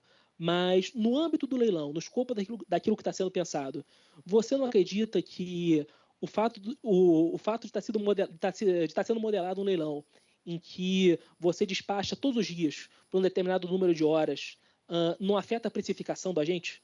Ou seja, aquilo que está desenhado no leilão é um leilão em que você, em todas as horas, em todos os dias, está despachando, todas as horas não, em todos os dias você está despachando às 4 horas. Aquilo que está escrito no texto do leilão, se você seguir estrito rigor numa modelagem financeira, é isso que você vai colocar. Já na sua projeção, no leilão é o máximo, no máximo 4 horas, né? No máximo 4 horas. Perfeitamente. E na sua projeção, você vê que não é todos os dias que a bateria está operando todas essas 4 horas. O que você vê em relação ao desenho do leilão? Você tem alguma sugestão, recomendação nesse sentido? Em relação ao número de horas ou em relação a como que essa receita afeta o agente? Porque se você parar para pensar, até o número de horas que a bateria está operando afeta a receita do agente, né? Porque se você tem uma bateria que está ficando, por exemplo, operando todos os dias do ano, você vai ter um decaimento muito mais rápido, vai precisar substituir, fazer os incrementos muito antes de uma bateria que vai estar operando poucos ciclos no ano, certo? Então, o que você tem de recomendação, de sugestão nesse sentido? Então, 3 coisas. A nível internacional, baterias que têm esse tipo de funcionalidade, elas operam no exterior a mais de um ciclo por dia. Tá? Então, a gente fixar em um ciclo me parece baixo, até por essa comparação. No despacho, você está abrindo mão de fazer a ponta da manhã. E tem que perguntar para o ONS se eles estão confortáveis de abrir mão de usar a bateria na ponta da manhã. Portugal, Espanha, Califórnia, ninguém abre mão. É assim que é operado. Você usa ela como flexibilidade na parte da manhã e aí um ciclo virou um limitador, né? A outra coisa que eu fazer um rápido acréscimo, né? A gente teve um grande trabalho de reproduzir a flexibilidade do parque gerador existente, tanto as térmicas quanto as hídricas, rampas de defluência, por exemplo, que é uma coisa que ninguém tem bem modelado, nem nós, nem ninguém, nem o ONS, nem a EPE, mas que é um limitador da flexibilidade das hidrelétricas. A gente fez um esforço de modelagem, supondo que elas serão bem mais flexíveis no futuro do que elas foram no passado, mas não infinitamente flexíveis. A gente fez essa modelagem. O que a gente chega à conclusão é o seguinte: se você colocar essa restrição de rampa de defluência para as hidroelétricas, parque existente, dá inviabilidade. Você não consegue resolver a programação da operação diária. É impossível. Não dá. Então a gente teve que colocar uma penalidade, né? Paga uma penalidade que é um pouco mais cara do que a térmica mais cara que está sendo despachada, ou seja, ele sempre vai tentar usar ao máximo a térmica para flexibilidade, elas estão relativamente soltas nesse caso. E a gente foi ver qual é a frequência, e no final que a gente foi ver isso, qual é a frequência que isso acontece? Em todas as séries, todas as semanas. Caramba, todas as séries, todas as semanas é muito, né? Ou seja, a gente está batendo no limite da flexibilidade do sistema em 2030, olhando a flexibilidade histórica e relaxando ela consideravelmente. Então, seria recomendável, em função disso, você trabalhar com ter a maior flexibilidade possível, abrir mão de flexibilidade. Colocando o limite de um ciclo por dia, não parece uma boa ideia. Okay. Excelentes colocações, professor. Ficou muito claro a exposição, excelente apresentação. Acredito que essa publicação já está público, não é? Então, já podem acessar, já está público. TDSE, espaço 132, espaço GESEL, você bate nele. Temos uma pergunta da audiência, por favor. Tem que ser veloz, que ainda tem a apresentação do Djalma.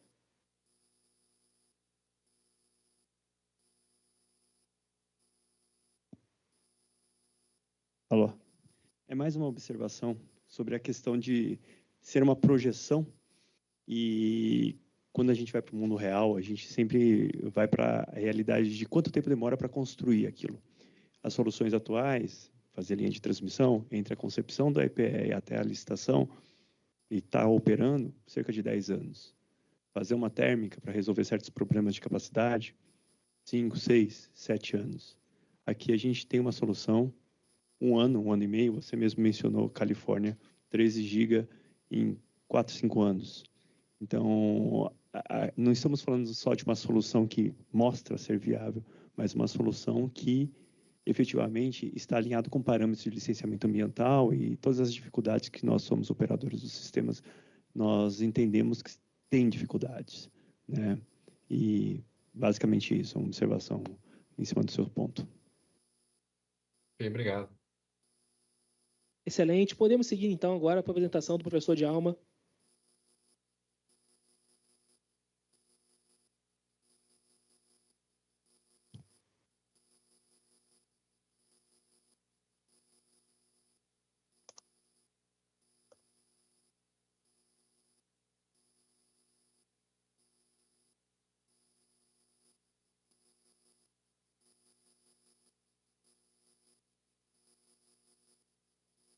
Bom, boa tarde a todos. Vamos tentar aqui manter a atenção depois da brilhante introdução do nosso moderador Victor, da excelente apresentação do Brandão também. Então, vamos dar continuidade aqui à apresentação de resultados do projeto de P&D. Brandão já falou, o título do projeto é esse que está aqui na tela. É um projeto de P&D patrocinado pela State Grid Brasil Holding e que teve como executoras 3 instituições. O GESEL, que trabalhou na coordenação do projeto Estudos Energéticos, Econômicos e Regulatórios. Parte desses estudos o Brandão acabou de apresentar. Nós, da COP UFRJ, que nos concentramos em estudos elétricos, tanto em regime permanente quanto dinâmicos, e a empresa EI, que é uma empresa originária da China e que trabalhou também em estudos elétricos e também em aspectos construtivos e digamos, de desempenho de baterias. Eu vou fazer um pequeno resumo dos resultados. Detalhes maiores vocês encontram no site do GESEL, onde tem apresentações de um workshop que nós fizemos com duração de 4 horas. Aqui vai ser só uma pequena passagem e que vai mostrar um ponto que foi muito falado aqui pelos 2 apresentadores anteriores. As baterias têm multifunções. Então, o Brandão colocou aqui uma função altamente relevante das baterias, que é uma função mais ligada ao desempenho energético do sistema. Aqui nós vamos falar do desempenho elétrico e vocês vão ver que são coisas bastante diferentes que podem ser executadas pelo mesmo equipamento, no mesmo lugar. Agora, organizar essa multifuncionalidade é complicado, mas a engenharia existe para resolver problemas difíceis, né? Bom, os estudos elétricos foram divididos em primeira parte dele, estudos de regime permanente, né, nos quais usamos os modelos completos do Sistema Interligado Nacional disponíveis nas bases de dados do ONS, do EPE, para estudos do PDE e do PAR-PEL. Embora tenhamos usado os modelos completos, nós nos concentramos, colocamos a lupa em cima da região Minas Gerais. Por quê? Porque ali se concentra o maior crescimento de geração fotovoltaica no Brasil. Então, a maioria dos problemas começam pelo menos ali, né? E todos os estudos foram utilizados com o software AnaRede e AnaTem do CEPEL, né? Então, foi necessário até desenvolver alguns modelos adicionais para poder fazer os estudos. A partir desses estudos, nós fizemos, e vamos apresentar aqui um resumo, algumas sugestões de itens que achamos que podem já ser incluídos nos estudos de planejamento da expansão do sistema brasileiro. Bom, primeiro os estudos de regime permanente. Então, nesses estudos, nós buscamos entender 2 coisas. Primeiro, o que é necessário para aumentar a capacidade de conexão de geração fotovoltaica em Minas Gerais. O que teria que ser feito? Bom, a solução óbvia é encher de linha de transmissão por tudo que é lado. Aí reforça o sistema de transmissão e escoa toda a geração. Mas, enfim, o objetivo do estudo era saber se as baterias podiam ajudar. E a outra coisa foi que, apesar de ter essa grande essa grande concentração de fotovoltaica ali também é a passagem de um grande sistema de transmissão que vem lá do Nordeste para o Sudeste, né? Ele passa e se mistura com essa geração local ali. Então, nós estudamos as duas coisas que estão mostradas nessas duas figuras. Na primeira, é um conjunto de subestações onde estão conectadas várias plantas fotovoltaicas, e a gente estudou, então, se colocássemos uma bateria numa determinada posição estratégica aqui, quanto se poderia adicionar de geração fotovoltaica. E a outra coisa é como essa bateria também ajudaria a manter ou aumentar o fluxo de potência que vem lá do Nordeste para o Sudeste. E os resultados mostraram o seguinte: principalmente no que diz respeito à satisfação de contingências, porque vocês se lembram que o sistema de transmissão ele tem que ser projetado para satisfazer pelo menos o critério N-1. Se faltar algum componente, o sistema tem que funcionar. Bom, então, esse N-1, ele implica num reforço que é pouco usado, porque não tem contingência todo dia, né? E que pode ser resolvido em, às vezes, um número não muito grande de minutos. Então, nós verificamos que, com certas instalações de baterias, nós poderíamos reduzir a expansão do sistema de transmissão para atender às contingências. Para a condição normal, aí não haveria realmente uma grande vantagem, mas no que diz respeito à contingência, seria uma boa solução. É claro que não estamos falando ainda de vantagem financeira. Construir as linhas ainda é mais barato do que colocar baterias, se eu pensar que a bateria vai fazer só aquela função. Mas o Brandão já mostrou aqui que a bateria do LR-CAP vai ser paga pelo LR-CAP, mas ela vai estar lá, instalada lá. Então, se tiver uma contingência, eu posso usar a bateria do LR-CAP. É claro que talvez seja necessário ela ter uma remuneração adicional, porque ela vai fazer essa função a mais, né? Mas, digamos assim, em princípio ela já foi paga, mas ela continua lá, está à disposição, né? Bom, então, essa foi um objetivo dos estudos, principalmente dos estudos de regime permanente. Fizemos também estudos dinâmicos, ou seja, perturbações no sistema para verificar a estabilidade transitória e detenção do sistema. Utilizando aí, no caso, o programa Anatem, como ele não dispunha de um modelo de baterias, nós tivemos que desenvolver um modelo baseado em propostas que tem na literatura e tropicalizando para o caso do Brasil, para atender às exigências dos procedimentos de rede do ONS. Fizemos o modelo, para fazer a comparação com as palestras da manhã, o modelo Grid Following, porque todos os equipamentos brasileiros aqui, as eólicas e solares, todas são Grid Following. Estamos fazendo o modelo Grid Forming, não nesse projeto, né? É uma continuação dele. Então, porque a proposta é que as baterias utilizem os inversores Grid Forming. Mas mesmo com o Grid Following, elas têm um bom desempenho dinâmico também, né? Como os resultados mostram, né?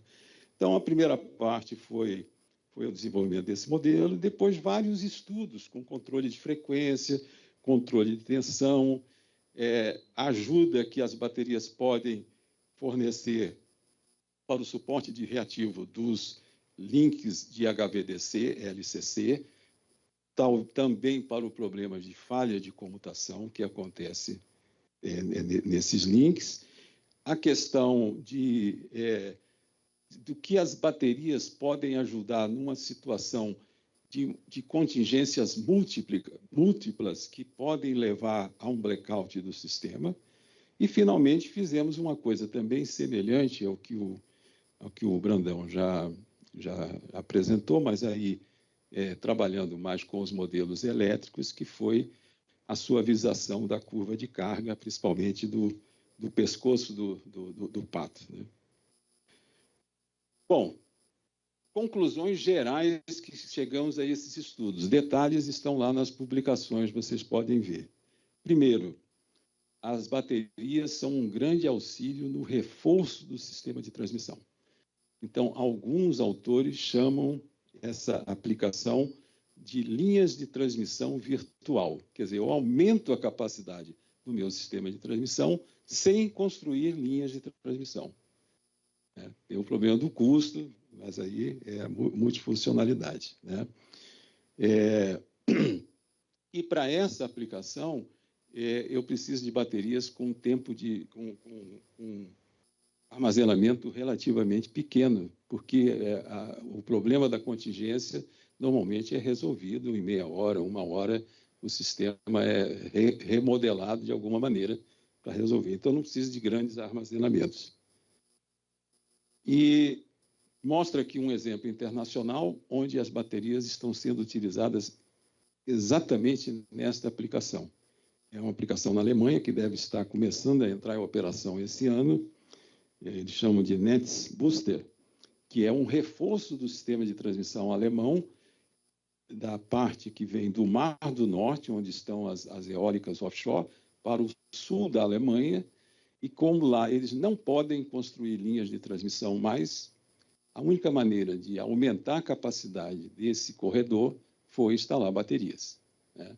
Então, e vocês vejam que o primeiro estágio é uma bateria de 250 MW, 250 MWh. 1 hora só é suficiente para aumentar a capacidade do sistema de transmissão, porque ela justamente vai atuar na contingência. Caso haja uma contingência, ela atua. Quer dizer, não preciso construir uma linha adicional. Outra conclusão das várias, né, muitas delas não relatadas aqui, é a estabilização do sistema HVDC multiterminal. Nós temos aqui no Brasil essa situação mostrada aqui nessa figura da EPE, de vários bipolos de corrente contínua com a tecnologia LCC, chegando aí na região de São Paulo, Minas Gerais e Rio de Janeiro. Isso aí cria uma necessidade de um suporte de reativo dinâmico, ou seja, um suporte reativo rápido para atender a grande necessidade de reativo que pode acontecer em determinadas situações desses bipolos. Isso pode ser... E outra coisa é o problema da falha de comutação. A falha de comutação acontece quando a tensão diminui no terminal AC e eu posso ter uma falha, uma interrupção, ainda que de pequena duração, na transmissão de potência da linha. Como essas linhas têm capacidade muito grande, 4.000 megawatts, se eu desligo durante alguns milissegundos, 4.000 megawatts, isso pode criar uma instabilidade no sistema. Então, eu tenho que ter esse suporte reativo para imediatamente trazer a tensão de volta, né? Como é que se faz isso? Compensadores síncronos, compensadores estáticos ou baterias. E nós fizemos a experiência, então, o sistema brasileiro faz isso muito com compensadores síncronos. Nós tiramos os compensadores síncronos, botamos as baterias e vimos que as baterias têm um desempenho igual ou melhor que os síncronos. Melhor porque a bateria ela é uma fonte de potência ativa, enquanto o síncrono é só aquele impulsozinho da inércia. Passou aquilo, ele não tem mais. Ela não, ela tem potência ativa ali, se precisar, né? Então, o desempenho foi, no mínimo, igual, né? Então, ela é uma alternativa. Aí, lembro de novo, se ela já está lá por alguma razão, talvez não precise colocar um síncrono, porque ela já existe e ela pode fazer essa função. E isso aqui também é uma aplicação quase que instantânea. É resposta milissegundos para segundos. Não precisa ficar 1 hora para atendendo esse tipo de coisa. E aqui um exercício que nós fizemos, né, que se tiver alguma semelhança com a realidade, não é mera coincidência, né, mas nós temos aqui 2 subsistemas de grande porte e nos 2 subsistemas nós temos digamos assim, uma quantidade razoável de baterias funcionando para alguma finalidade, né? E aí acontece uma perturbação no sistema A, que nesse momento está exportando uma potência muito grande para o sistema B, e, obviamente, essa perturbação ela vai se propagar para o sistema B também, porque esse intercâmbio vai desaparecer ou vai reduzir bastante. Bom, se eu tenho baterias dos dois lados da mesa, eu posso usar a bateria para compensação. Eu posso instantaneamente fazer com que uma comece a carregar e a outra descarregar. Tá? Ou seja, eu posso aplicar uma contraperturbação no meu sistema. Então, nós fizemos um ensaio com um sistema especial de proteção baseado nessas baterias que, após um período de 200 milissegundos da perturbação, ele atua. E ele atua muito rapidamente. E, com isso, a gente conseguiu evitar a instabilidade do sistema para um conjunto bastante pesado de contingências que o sistema, sem as baterias, não teria nenhuma chance de sobreviver. Então, é apenas uma ideia ainda, mas é uma maneira de mostrar as múltiplas funcionalidades que a bateria pode ter, a mesma bateria, né? Ela está ali para ser usada para várias funções. Fizemos, então, também esse exercício aqui na curva de atendimento à rampa de carga. Como estávamos trabalhando muito com os dados de Minas Gerais, nós restringimos o estudo ao estado de Minas Gerais, onde a geração fotovoltaica é bastante acentuada, né? Então, a gente viu ali que a bateria pode ter... Existem várias maneiras, né? A gente fez vários algoritmos diferentes para suavizar a curva de carga, dependendo do interesse que se tem, né? Então, a bateria ela pode ajudar bastante nessa parte também. Opa! Fiz alguma... aqui. Bom, aí vem as chamadas sugestões para o planejamento. Eu vou passar rápido isso aqui, que é uma coisa mais ou menos conhecida, né? Quer dizer, a expansão do sistema elétrico tradicional ela é feita de acordo com esse gráfico, né? Eu tenho a expansão da geração. A partir da definição da geração, eu defino qual vai ser a expansão da transmissão, depois eu simulo, vejo se essa solução é boa, se não eu volto e vou refazendo até achar uma solução. Como o nosso colega aqui já citou ali na palestra anterior, a situação mudou, porque a geração agora ela é desenvolvida num tempo muito mais rápido que a transmissão. Então, esse é o que eu chamei aqui do desalinhamento da escala de tempo. Então, se eu ficar pensando como é que eu vou expandir a transmissão, a geração já expandiu, já está lá acontecendo, e os empreendedores estão batendo na porta dizendo, cadê a transmissão? Não existe? Bom, então a transmissão ela enfrenta isso que também chamamos aqui de dilema circular, né? Quer dizer, para projetar a transmissão, eu preciso saber qual vai ser a geração. Mas para a geração ser implantada, eu preciso ter uma garantia que vai ter transmissão. Então, como resolver isso? Uma maneira de resolver, que não é invenção nossa, a própria EPE já usa essa ideia, né? Em outros países também, é o chamado planejamento proativo. Quer dizer, o planejamento da transmissão tem que andar na frente da geração e até, de certa forma, influir na geração. Então, como?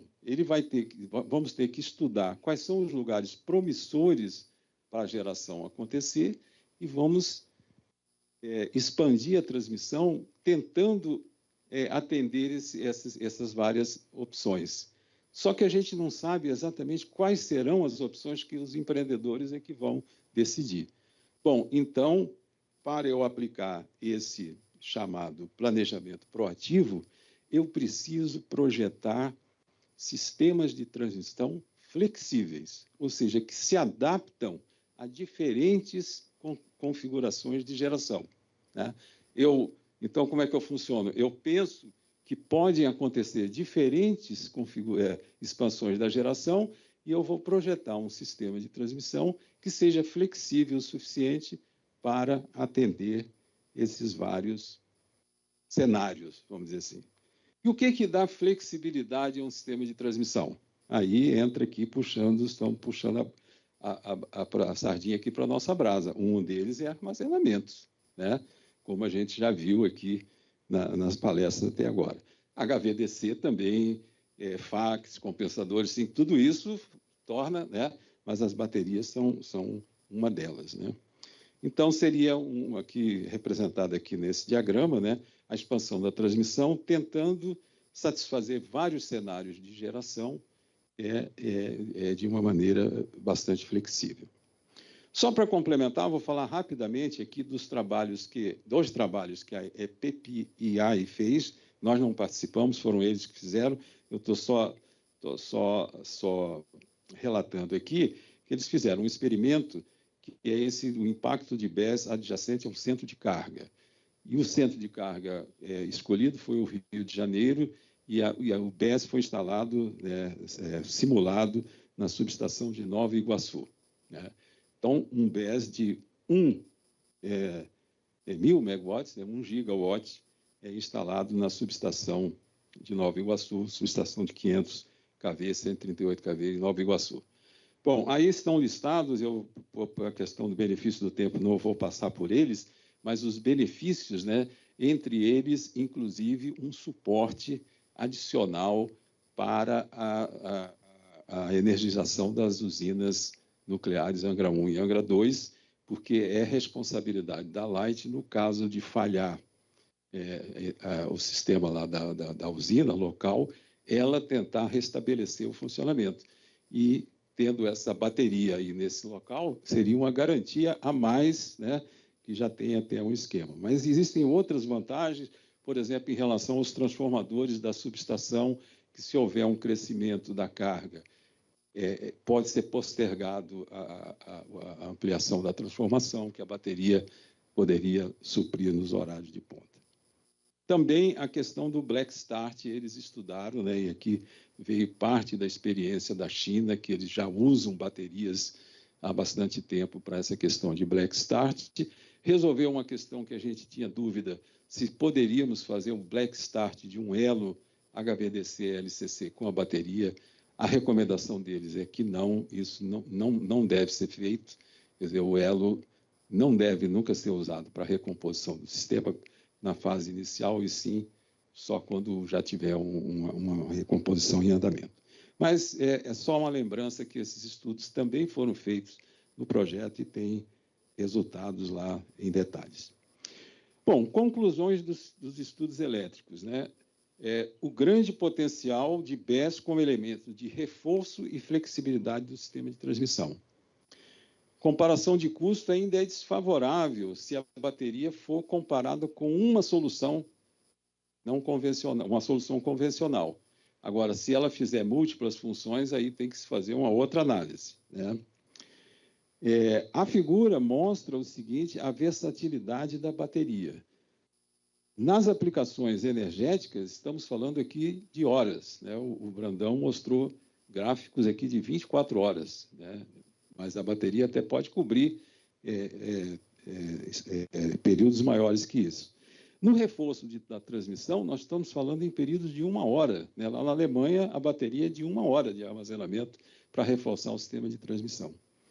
No controle de frequência e tensão, estamos falando de segundos, né? A frequência caiu, eu vou restaurar a frequência em alguns segundos.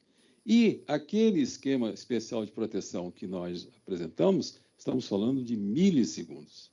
Bom, o mesmo equipamento atua nessas escalas de tempo todo.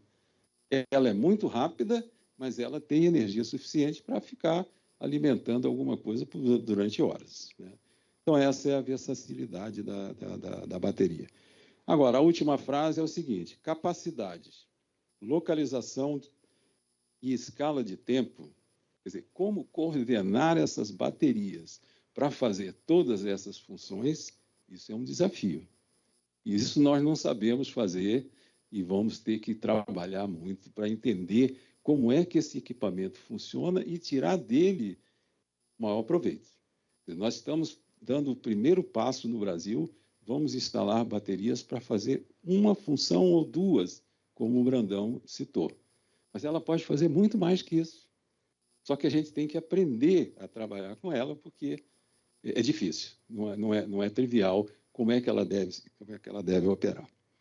Bom, finalmente eu estou trazendo aqui uma lista de publicações, né? Na esquerda são as apresentações daquela daquela workshop, né, que elas são apresentações bem mais longas que essa de hoje. Aqui na direita temos 2 artigos que já foram publicados em periódicos internacionais, oriundos do projeto, e um artigo de opinião que foi publicado no canal de Energia. Muito bem, obrigado. Desculpe aí a velocidade, mas o tempo era curto. Gente, vocês viram essas 2 apresentações de agora? Assim, eu sou engenheiro, engenheiro costuma ser muito técnico, muito frio, e temos que olhar as coisas com imparcialidade, claro. Mas eu confesso que, sendo uma pessoa que já está há muito tempo estudando esse tema, para mim é fascinante você ver como que está sendo amadurecida a discussão e ver como que nós tivemos 2 apresentações aqui que pegam 2 facetas. Primeiro, o professor Roberto Brandão mostrou que há uma necessidade no sistema que pode ser preenchida, e agora o professor Djalma coloca aqui que não só essa necessidade de potência pode ser preenchida, de flexibilidade pode ser preenchida, como também as outras atividade de proteção, atividade de adiamento da transmissão, atividade de suporte a reativos, que tudo se enquadra e que num case real, de fato, substituiria. Então, é fascinante ver como que, através da engenharia, a gente consegue pegar aquilo que estava de fora e, de fato, enxergar dentro do nosso segmento aqui. E aí, nesse sentido, acho que vale a pena também puxar um pouco de sardinha para o lado da EPE e dizer que estamos acompanhando de muito perto esse processo aqui. Na verdade, a essência do que a gente faz é o planejamento da transmissão também. Todas as linhas de transmissão do Brasil, todos os estudos são determinativos, feitos pela EPE, então sabe buscar os autorizativos, mas mesmo assim passa pela EPE. Então, é uma coisa que está muito próxima de nós. Estamos participando de diversos projetos e uma reflexão que às vezes é importante fazer é que o BES não é que ele é uma solução absoluta, não é o santo grau que você vai colocar no sistema e você vai resolver todos os problemas. O BES é um instrumento, é uma ferramenta a mais que nós podemos trazer para dentro do setor e que vai trazer um ganho que é, no final das contas, econômico. Se não existisse HVDC no mundo, não existe essa tecnologia, só corrente alternada, o setor elétrico mundial seria impossibilitado de continuar existindo? Não, mas a HVDC existe e barateia o setor porque é uma solução tecnológica melhor para transportar grandes cargas por grandes distâncias. E, além do mais, teria a State Grid Brasil aqui financiando um P&D como esses, que também é algo importante de ter HVDC aqui. Mas a bateria é a mesma coisa. Não é que é insubstituível, que aquilo que a bateria faz não pode ser feito por outros instrumentos. Mas o fato é que é uma ferramenta que a EPE, o operador e o setor público no geral tem que ter como um instrumento de redução de custos para entregar as mesmas soluções. Nesse sentido, nós temos acompanhado um P&D da Quantum, o final dele vai ser no dia 26 de março, vai ser lá no ONS, lá no Rio. Não tem nenhuma relação com a Quantum, só estou comprando o P&D, mas vocês estão convidados a estar lá também. E esse é um P&D que incrementa, dentro dos modelos que nós estamos usando da PSR, também esses atributos de flexibilidade que dentro da transmissão, os atributos de flexibilidade, os atributos de renovabilidade, alguns atributos de suporte de potência para o sistema, tudo isso para a gente conseguir reduzir do valor da RAP, reduzir o valor do lance comparativo da tecnologia de armazenamento com outras soluções que a gente imagina naquele momento que a gente está estudando as alternativas. Então, esse é um P&D interessante. P&D, a pesquisa é fundamental, como o professor Djalma colocou, para a gente conseguir enxergar a melhor maneira de usar esses sistemas. Não deixo de falar também, agora a gente está enxergando não só o P&D como o Sandbox. Está aqui a Matrix brilhantemente representada. Nós estamos ansiosos que a Matrix está para iniciar agora um Sandbox junto à Copel sobre o Grid Forming, que é o tema do evento de hoje, sobre o Grid Forming integrado ao FV Campesato, não é? E lá com a Copel. Então, é uma outra iniciativa muito importante e outro exemplo daquilo que a gente está enxergando, que é pegar a teoria, pegar o hipotético, pegar o que está sendo feito fora do mundo e adequar à realidade brasileira. Então, estamos muito ansiosos com isso e, de novo, a mensagem que temos é não só apenas focar no distante, no horizonte, mas sim em fazer agora o que é possível e estudar para fazer melhor. Mas o importante é também fazer agora. O professor Roberto Brandão brilhantemente colocou, a curva está acentuando cada vez mais, e quanto mais essa curva acentua, mais importante que as soluções cheguem rápido. Porque a solução que chega rápido é a solução que, no final das contas, vai virar uma CDE mais barata. Em suma, é isso. A gente sabe muito claramente que quanto mais cedo a gente consegue implementar uma solução que é mais barata, que a gente entende que pode ser mais barato, talvez não seja, talvez no final a gente tem que colocar e ver o que o mercado vai responder, mas quanto mais cedo a gente consiga fazer esse movimento, mais cedo a gente, de fato, vai conseguir capturar esse ganho, inclusive para o consumidor do setor. Então, isso é muito importante. Nesse sentido, vou fazer aqui uma pergunta, não de EPE, mas da audiência, alguém mandou essa mensagem, que é... tanto para o Djalma ou para o Brandão, quem se sentir mais confortável respondendo, se eles veem que hoje faz sentido você ter no leilão de armazenamento de baterias a UHR, a hidrelétrica reversível, pumped hydro, competindo junto. Posso responder? Claro. Eu acho que sim, seria muito interessante, né? Num outro P&D também, com a Bess Grid, a gente desenvolveu, inclusive, uma metodologia para comparar projetos de armazenamento diferentes, que o projeto de armazenamento tem mais armazenamento, mais capacidade, é melhor. Então, se eu quiser comparar reversível com bateria, eu tenho que levar isso em conta. Dificilmente, hoje em dia, se justificaria fazer uma reversível de 4 horas. Né? O custo acrescido para botar 20 é relativamente pequeno. Então, seria interessante. O que a gente não tem? A gente não tem projeto. Para ter, você teria que ter projetos e, inclusive, uma base regulatória que a gente ainda não Mas tem. há quem diga que não tem projeto porque não tem leilão, né? Não tem projeto porque não tem leilão, e não tem leilão porque não tem projeto. Né? Se não for... é um paradoxo, né? Mas se não for quebrado esse ciclo, a gente não sabe nem como é que vão ser. Esses projetos vão ser de quem? Vão ser um projeto de cada empresa proponente concorrendo um contra o outro? Ou é aquele modelo que a gente tinha com as hidrelétricas, que é um projeto no fundo do governo e as empresas competem com o projeto? A gente não sabe isso. Então, acho que tem algumas definições que eu acho que o Ministério já está sensível a isso, deve tomar em breve, que são necessárias para você deslanchar os projetos. Né? A gente fez um PD, se chama Manual de UHR, justamente para tentar contribuir para destravar essa questão dos projetos, mas hoje em dia não tem projeto. E ainda que você faça o leilão em cima de um estudo ainda em fase média, uma reversível sem geologia, sem um estudo geológico razoável, é um risco para o empreendedor brutal, porque é muita obra subterrânea, muito enterrada, muito abaixo do nível do reservatório inferior. Mas, enfim, sim, a resposta é sim. E o que é urgente ter projetos. A reversível, ela, de uma certa forma, compete com baterias, mas de outra forma, não. Você não imagina hoje uma bateria, talvez no futuro, uma bateria de 15, 20, 30 horas. Isso para uma reversível é fácil. A gente fez no projeto uma reversível de 18 horas, de 2 GB, no norte de Minas, e que corresponderia, 2 GB de potência, 18 horas, corresponderia a mais de 7.000 containers de 5 megawatt-hora, que é uma coisa que você não vai fazer, não existe isso. Então, são coisas diferentes, a gente precisa, elas são melhores, em algumas, as baterias são melhores porque elas têm resposta ultra rápida, e as reversíveis elas são melhores porque elas facilmente atingem tempos de descarga muito maiores que as baterias, 10, 15, 20, 30 horas, fácil. 18 horas no norte de Minas com 2 GB eram 4 km², que é pouco.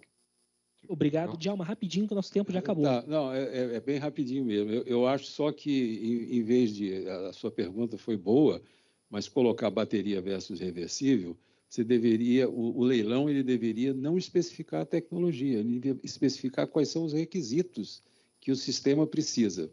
E aí, as pessoas que vão entrar no leilão, elas vão oferecer a tecnologia e vai ser verificado se a tecnologia consegue fazer aquilo ou não pelo menor preço. Né?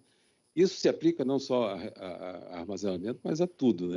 Brilhantemente colocado, professor. Há quem diga que deveria haver um leilão de potência curta ou de rampa e um leilão mais longo, potência de mais longa duração. De curta compete uma bateria com um motor, que vai ter um CVU muito mais alto, mas que vai responder rapidamente, e o longo vai estar disputando uma UHR com uma térmica a gás de ciclo combinado. Enfim, ideias, é o momento de ainda pensar, isso mais para o futuro, mas... Aqui de manhã se falou em gravidade, né? Bom, mas quer dizer, se você disser bateria ou reversível, você tirou a gravidade do... Pode ser que seja uma melhor solução num determinado instante, né? Perfeito, professor. Muito obrigado a ambos pela apresentação. Foi maravilhoso. Ótimo PD está publicado agora. Agradeceu, acho que para todo mundo aqui. Eu tenho muitas outras perguntas. Eu li a contribuição de vocês, a consulta pública. Eu li todas, na verdade, todos que fizeram. E eu tinha umas 10 perguntas preparadas, mas o tempo não dá.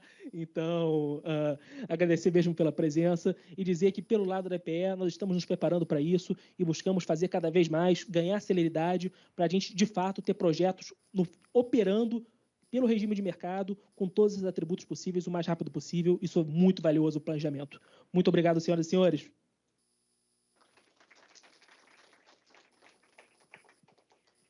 Excelente discussão, não é, pessoal? Agradecemos a participação do Francisco e dos professores Roberto e Djalma. Dando continuidade ao seminário, vamos à sessão 6, cujo tema é Desafios da Califórnia, soluções para a resiliência energética e inovação tecnológica. Nesta sessão, pedimos a gentileza que as perguntas da plateia sejam feitas em inglês. Assim, facilitaremos a dinâmica com nossos palestrantes. Convidamos neste momento ao palco, como moderador, o coordenador da Consulta Pública número 39 de 2023 da ANEEL, Alexandre de Souza Carvalho Gouveia.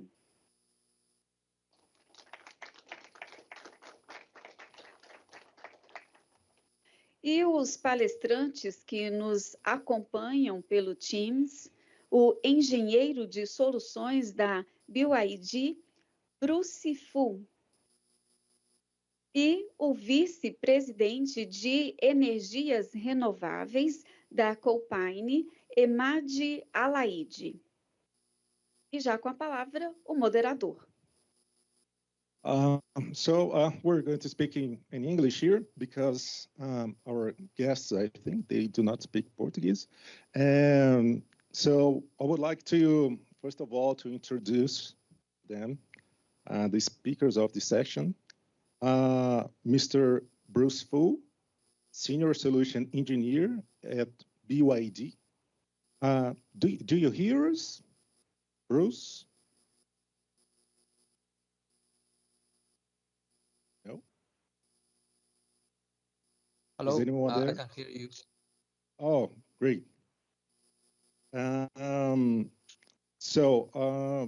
going to share some of BYD's energy storage solutions to the grid with us in this session. And also there's another presentation that's going to be conducted by Mr. Emad Alaidi, Vice President of Renewables at Calpine Energy Company. Mr. Emad, do you hear us? Yes, I can hear you. Can you hear me and see me? Oh, perfect. So, Mr. Bruce, the floor is yours.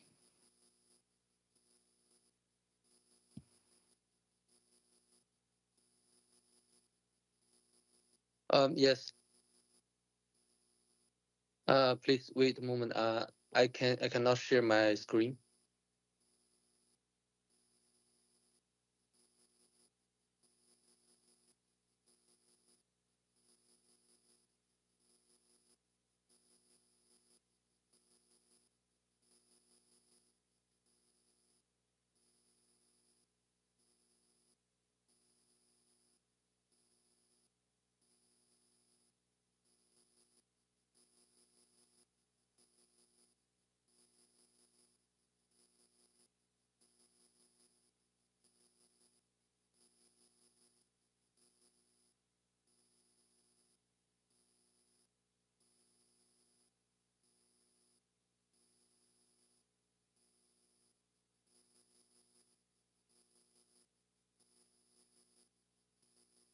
Well, maybe, I don't know if it is an option, but Mr. Emad can start with his presentation.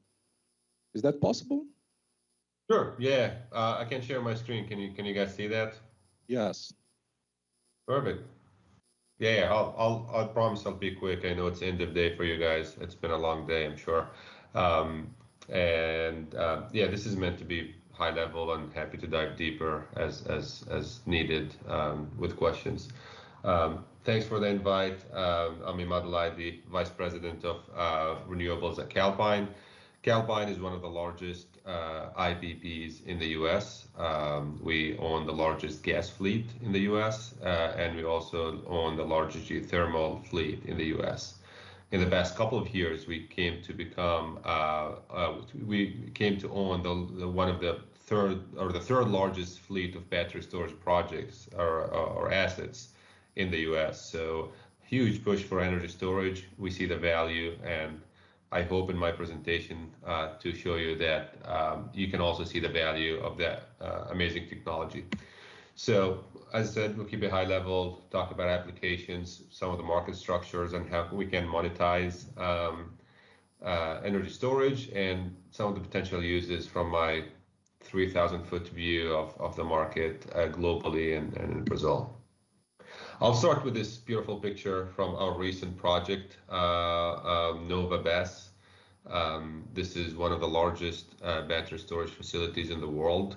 It's currently operational. It's been operational for about a year. Those are utilizing batteries from our partners and friends at BYD, who will be presenting next. This facility is located in California, LA area, so it's backing up and supporting the LA basin grid, and with fully operational, with the overbuild, it's pushing about 3 gigawatt hours of energy. The nicest thing about this project, and I think some of the previous presentation touched on, is the speed of deployment. From start to finish, this project took less than a year to be on the grid. So it's pretty impressive how fast you can deploy energy storage projects.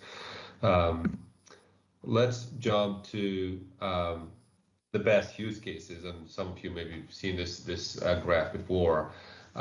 I've been very lucky to be involved in energy storage projects in North America for over 12, 13 years, working on some of the earliest projects and deployments, where we've utilized almost everything that you can see on this screen in terms of use cases. The beauty of energy storage and batteries specifically, you can use them at both spectrum of the grid. You can use them as a load, you can use them as a generator, and they provide that flexibility for the user to use them as they see fit and as the application see fit. The other nice thing about it is it's extremely fast to deploy and swings between charge to discharge in seconds. So it's a very flexible resource and can be used and utilized as the market shifts during the day or even during the hour or on minute-by-minute basis. We've seen this firsthand as an operator in the market in the U.S. We use some of these energy storage assets like we're trading stocks. I mean, we're one minute we're charging, the second minute we're discharging, and we're making money based on spreads and based on market prices. It's pretty impressive. The other thing that's nice about storage and battery storage is really pairs very well with other resources, and we'll talk about that more in the next slides. And the last thing I want to close with is really also a very nice thing about batteries, and the way that we all should think about batteries is how we use them in multiple revenue stacks, and meaning we can use different services. We don't have to design one battery just to be an energy arbitrage and another battery or another project to be a flag start or another project to be an RA resource or resource advocacy or an ancillary service project. The same project could do all of this and really capture the moment, the best revenues at the time for a project and for a service. I mean, a great example is really, and we'll talk about this in the future slides, about how the market differs between different jurisdictions and different regions. but we can still use it for different applications. So when you think as developers and potentially users and users of those battery projects, when you're modeling and analyzing those assets, do not just think of one use case. You try to subsidize your investment over multiple revenue stacks and revenue streams, so you can make sense of these facilities and see the value with using these facilities. So we've touched on BESS plus or coupling energy storage and battery storage with other assets, and everything you see on this list we pretty much have done. Maybe we're still thinking about the BESS plus hydrogen. We haven't implemented it yet, but everything else you see on this on these applications have been deployed and have been performing very well for us at least. And when you think about this, I would like you to think about, especially for the renewable coupling, think about two things. Curtailment is a big deal, right? So every year, and I'm assuming it's the same in other regions like Brazil and other places, every year we lose hundreds of gigawatt hours of energy, of renewable energy, really valuable, really important energy to be utilized. We lose that for curtailment because of grid restrictions, load generation mismatch, other reasons that energy that we've worked so hard and we've deployed so much investment to deploy is going to waste.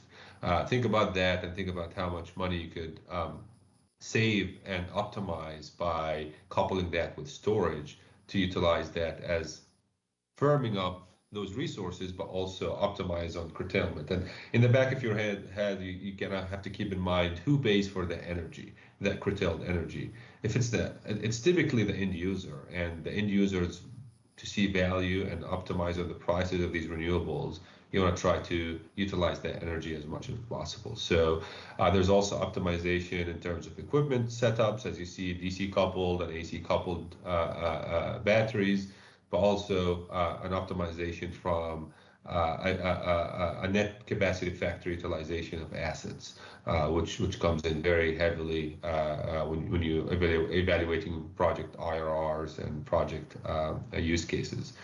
And also a huge move towards long duration energy storage, and we'll see that and we'll talk about it, especially in the framework of the California grid and the longer or the wider solar generation hours and load mismatch. So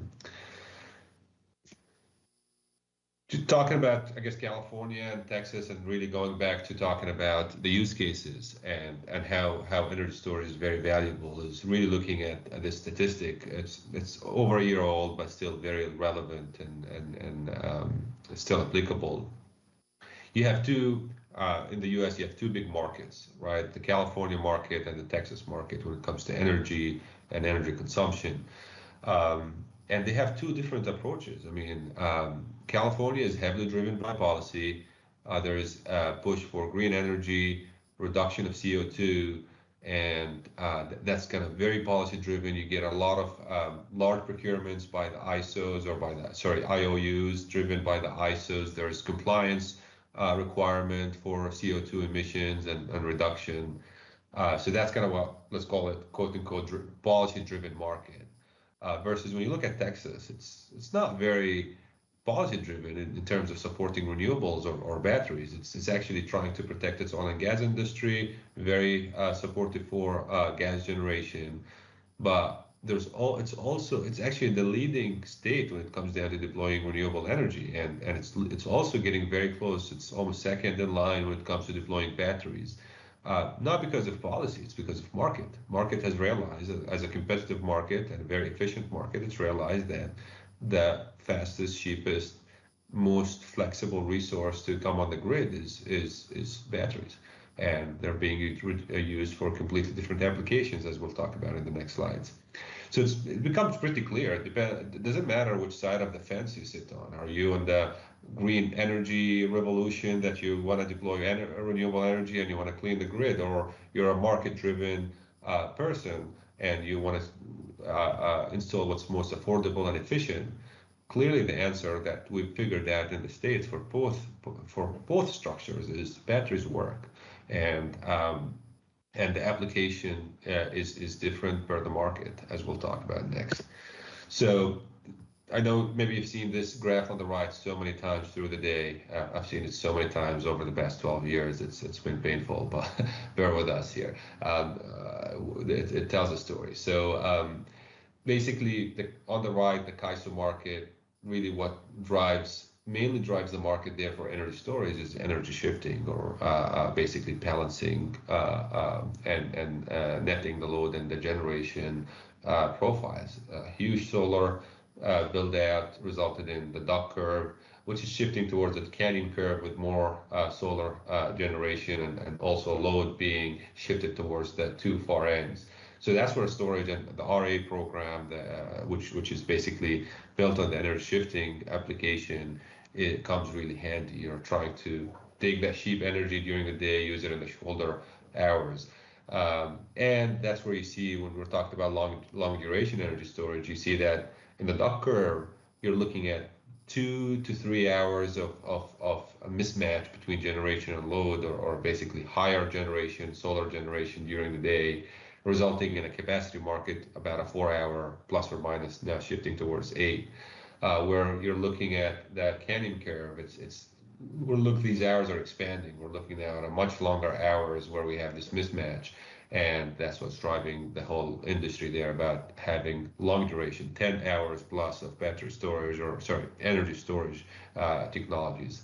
And we talk in length about that in different setups. So on the left hand, I want to point out really that the driver force in the ERCOT market, Texas, is really ancillary services, frequency response being one big revenue stream, and in that market.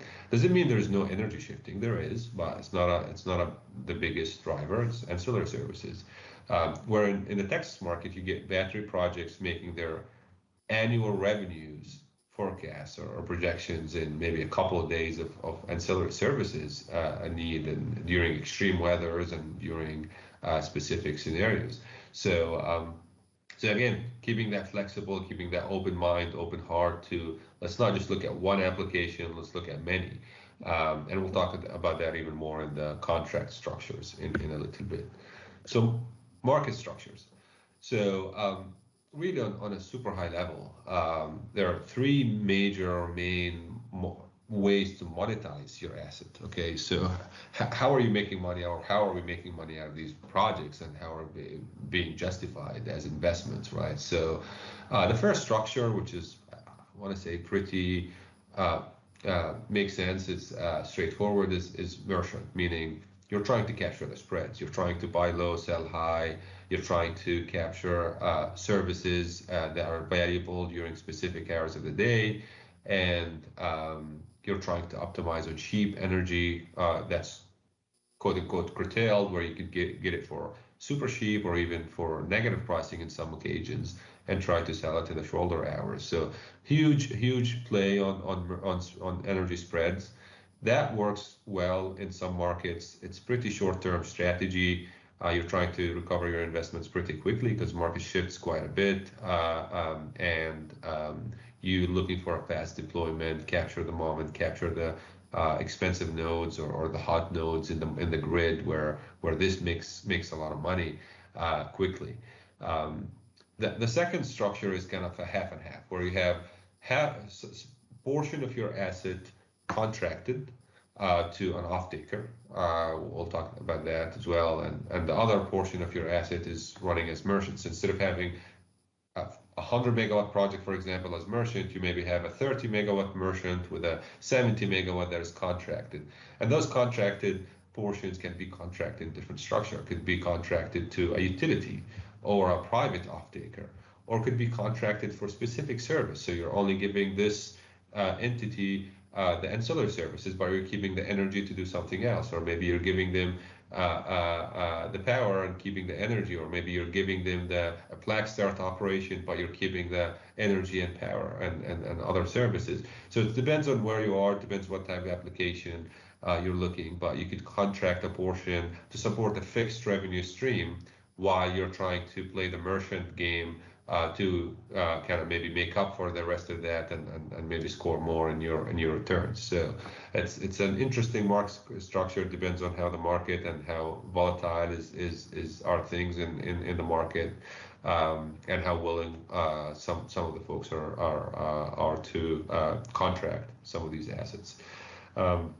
The last one is also another straightforward one, is what's called a toll agreement, or a tolling, or fully contracted, or a build transfer. So meaning we really build it, but you sell the entire revenue stack, or the entire power and energy from that system to an off-taker. That's a utility, an ISO, and a private off-taker who uses the energy for a specific reason, that they're paying a fixed price. They're trying, so some large loads, some large manufacturing facilities are looking for a fixed price to fix their energy bill. They don't want to be floating with the market. They want to have a fixed energy bill, and you come in with maybe a solar plus, or a renewable plus, or maybe even a standalone storage, and you'd be, okay, here's what I can fix this for you. So that's some interesting stuff. And this is some structures that we've seen in the market in California with some of the IEUs preferring a combination of fully contracted but some exposure with a partial offtake. And really on a high level, on potential use of storage, where we see a more deployment of renewable energy driving the deployment for energy storage facilities, to really help with the energy shifting, like we talked about. It's also another way to firm up the energy block and kind of coming into a future where renewables could be a firm resource, where we're seeing that in some regions in the Middle East and Asia, where a combination of large renewable assets with large energy storage facilities are combined, delivering a firm renewable block of energy, which is pretty interesting. Ancillary services, of course, continue to be very important for storage, given the fast response application and how flexible that resource is, especially with fluctuating and intermittent wind resources. Especially if the grid relies on that or other renewable resources, you get the storage facilities to really help with controlling the grid, keeping it within pounds, and making sure that we have a stable, healthy grid that is not going to be weak and open to issues. So microgrid is, in my opinion, could be a huge application for a country like Brazil, and we've seen that, especially with being a large country with many remote communities, that when that comes to play, it's where sometimes you see it being very effective to just create many microgrids in the region, rather than building a network of transmission and distribution networks that is going to be very complicated and very costly, and take a lot of time to deploy. Seasonal storage is also a very interesting concept. I haven't seen or looked at load generation profiles for Brazil, but that could be another area where, if you guys have fluctuations between generation in specific seasons being high, but load being higher on other seasons, looking at seasonal storage, where you're shifting not just hours, you're shifting weeks, days, or months, that energy. But that's typically used with other technologies other than batteries. The last one I want to talk about is resiliency. The one issue that we've seen in many regions is where energy storage comes in really handy. It's very energy dense, right? So when you're building a solar farm or building a wind farm, that takes massive land. You can't locate that and deploy that next to load centers and customers. You tend to deploy that further away and rely on very expensive transmission networks, right? Where with energy storage is very energy dense, and that helps you locate those facilities very close to the load, where it's very effective, and to also create buffers in your system, where making the system much more rigid or much more strong in terms of reliability, where now you can optimize on matching that load with a generation, and also relieve your transmission and distribution network from congestions.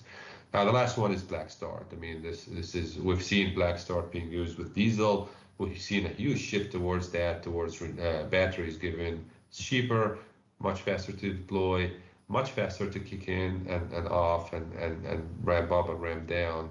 And also, it's very effective to be used as an add-on service. So you could do black start, but you could do other things as well, right? You don't have to kind of strand your generator there, just maybe used once a year, and it becomes very costly. With batteries, you could use it once a year or a few times a year for that, but you could use it for other stuff as well during the year. With that, I thank you a lot. I tried to be very brief when I give the chance to our friends at BYD to talk about their products as well, and happy to take any questions now or at the end. Thank you. Thank you so much, Mr. Ahmad, for this brilliant presentation about the best applications and also the structure of the market in California. So because we are kind of running out of time, we're going straight to the presentation of Mr. Bruce. Mr. Bruce, can you share your screen?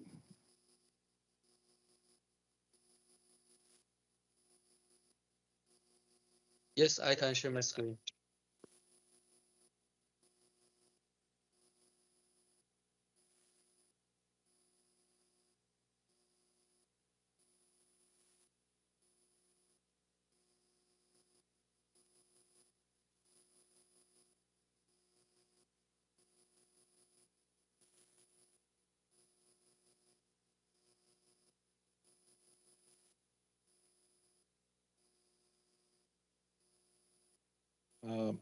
Mr. Bruce, if you cannot share your screen, we can share here, and then you make your presentation. Wait a minute. I'll try again. Okay.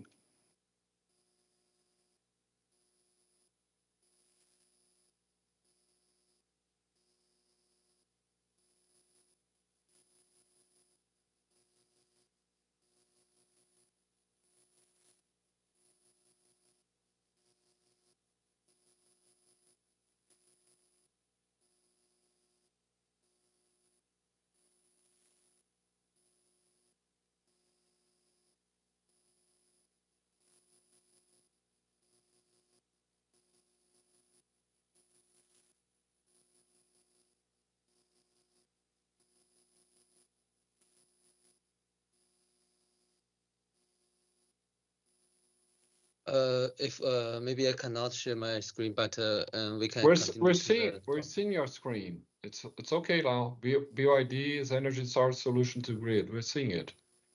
Okay. Well, we cannot see here. Online, I'm seeing it.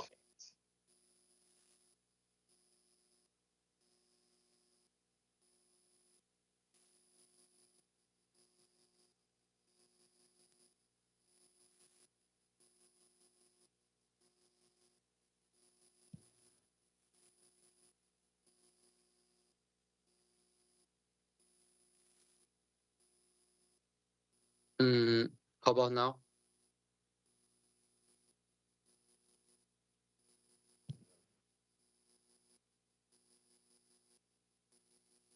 Yeah, I think now it's working.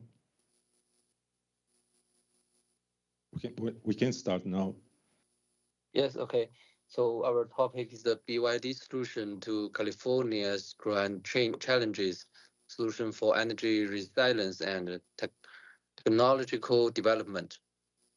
So California is a global pioneer in the energy innovation and adaptation. Is facing the unprecedented grand challenges, from the efficient integration of the renewable energy source to the urgent need to respond to the extreme climate events.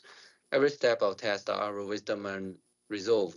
So BYD, as the world's lead provider of new energy solution, is contributing to the construction of energy resilience in California and even the world, with its profound technology accumulation and innovation spirit.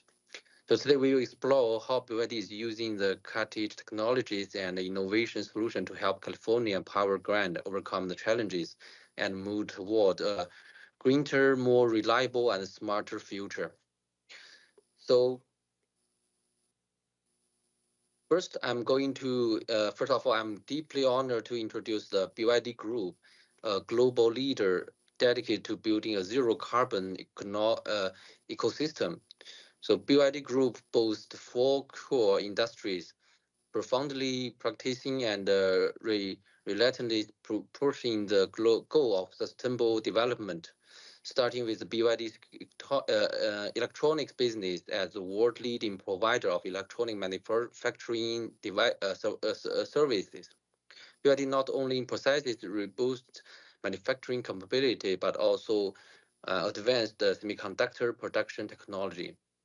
As we have the BYD automotive industry facing the challenge of air pollution, BYD is committed to providing efficient and environmental-friendly transportation solutions through its commercial and passenger vehicles, contributing to the pollution reduction. Moving on to the BYD's renewable energy sector is dedicated to leveraging the solar panel technology and energy storage solution to create a true zero carbon ecosystem, making greater contribution on Earth's green futures through the technology invitation. Lastly, BYD transit business is equally noteworthy.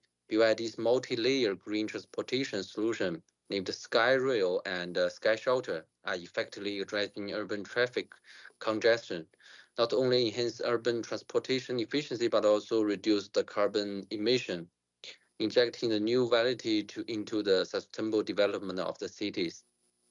So additionally, the following chart demonstrates the BYD operation revenue since its inception. BYD's revenue has shown a significantly exponential growth trend, particularly in recent years. In 2022, BYD achieved remarkable results with a revenue of $61.7 billion. And into 2023, BYD revenue continues strong growth momentum, climbing to $83.4 billion for the entire year, with a compound annual growth rate of approximately 56%. This growth has further consolidated BYD's position in the global market. Furthermore, we are approaching the release of BYD's 2024 financial report. Although specific figures have not been announced based on BYD's development momentum and marketing performance in the recent years, there is a reason to believe that BYD will continue to maintain steady growth in 2024 and is poised to create even more impressive achievements. In the 2024 Fortune Global 500 rankings, BYD successfully ranked 143rd, and this ranking is not only the recognition of BYD's effort over the past years, but also an acknowledgement of its future potential. Next, I would like to introduce BYD's development philosophy. It's technological-based and innovation-oriented. As a company with more than 90,000 employees, BYD has never stopped on the road of technological innovation. BYD has set up 11 research institutes, bringing together more than 120,000 research and development personnel. They are our most valuable assets, but also the core force driving BYD forward. In 2023, BYD's research and development expense achieved a year-on-year growth of 112%, which fully demonstrates our firm investment in technology research and development and unrelenting pursuit. To date, BYD has filed more than 59,000 patent applications and have been granted more than 35,000 patents. These patents are not only a strong proof of our innovation ability, but also a solid cornerstone of BYD's leading position in the global new energy field. As a global leader in the new technology, BYD has written a legend from technology breakthrough to global benchmarking in the field of energy storage with 17 years of deep cultivation and explosion. Next, BYD's pioneer history and outstanding achievements in the field of energy storage are introduced. Since 2008, BYD has taken the lead of field of energy storage, established a special electrical power research institute EPRI, and conducted in-depth research on battery energy storage system power plant technology. In 2009, BYD pioneered the use of lithium iron phosphate batteries as the energy storage battery, and successfully developed the world's first user-wide BESS power plant, which marked a major breakthrough in energy storage technology. In the years that followed, we continued to innovate, launch a number of world firsts. In 2010, BYD launched the world's first 2,000 kilowatt-hour walk-in container energy storage system. In 2020, BYD leads the industry and released the world's first liquid-cooled non-walk-in energy storage system, SQ Pro. In 2022, BYD broke through again and launched the world's first energy storage product equipped with the Blade battery, MCQ. And in 2024, BYD launched the new series of MCQ products in China with energy density up to 60.432 megawatt-hour, which is undoubtedly a major milestone in the field of energy storage. In addition to its relentless effort in product innovation, BYD also implemented a series of influential energy storage products around the world. In 2011, BYD built the world's largest ground-side lithium iron phosphate BESS power plant, its Baoqing Energy Storage Power Station. In 2012, BYD participated in the world's largest wind power photovoltaic energy storage transmission joint demonstration power plant. It's Hebei Zhangbei Energy Storage Power Plant construction. And in 2015, BYD went abroad and successfully developed the first high-power container energy storage system in North America. In 2022, BYD American built this year's largest single-phase photovoltaic BESS power plant. And in 2023, BYD implemented the largest single project in China in that year. And in 2024, BYD witnessed the birth of the world's largest single project, the BESS power plant of 2.6 gigawatt-hour. So after 17 years, BYD energy storage has accumulated profound experience and created a series of brilliant achievements. Today, BYD's energy storage footprint has spread across 110 countries and regions, implement 360 energy storage projects, and accumulate project operation experience of more than 75 gigawatt-hour. And the main industry of BYD in renewable energy field, including chemical battery, solar power plant, energy storage plant, BYD has 100% of independently development in the field of renewable energy. So second part, we are going to introduce our world-leading technology solution. BYD has launched 3 categories of product targeted at different application scenarios, such as desert, plantation, seafront, and different adaptation functions, such as wind, solar energy storage, shared energy storage, grid forming, etc. Here is BYD's extensive and innovative product portfolio. In 2008, BYD Energy Storage has applied to the first stationary energy storage station. This was followed by BYD's launch of an energy storage system based on an air-cooled module in 2012. In 2020, we applied liquid cooling technology to energy storage system for the first time. Then we introduced a series of plate battery-based energy storage system. This year, we will introduce a new generation of high energy density system. BYD has 23 years of experience in the development and the production of LFP batteries. High-capacity blade battery has these revolution technology like full tap, thicken design, new tap electrolyte, low lithium consumption interface, long-life battery technology, and with following features: ultra safe, no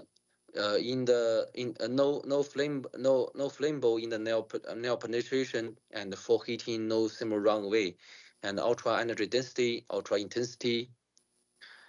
BYD energy storage system has the world's first CTS technology, which is called cell directly integrated into the system. This results in the following advantages: 36% reduction in the number of parts, and a 98% increase in space utilization, and a 30% increase in the mechanism strength. BYD MC3T technology storage system has two technological highlights: easy layout, which means 8 to 12 module flexible combination will lead to flexible capacity expansion. Secondly, is the easy maintenance. The feature double-side door access and front-facing maintenance, which will enable swift replacement of fault modules and facilitating easier maintenance, thereby boosting overall plant availability.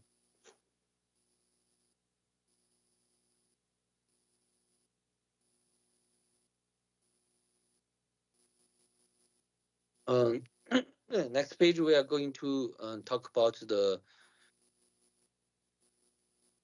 Sorry, next page.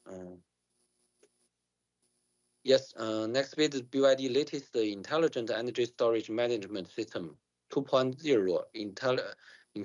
Integrated a number of cutting-edge technology to comprehensively improve the operational efficiency and safety of the energy storage systems.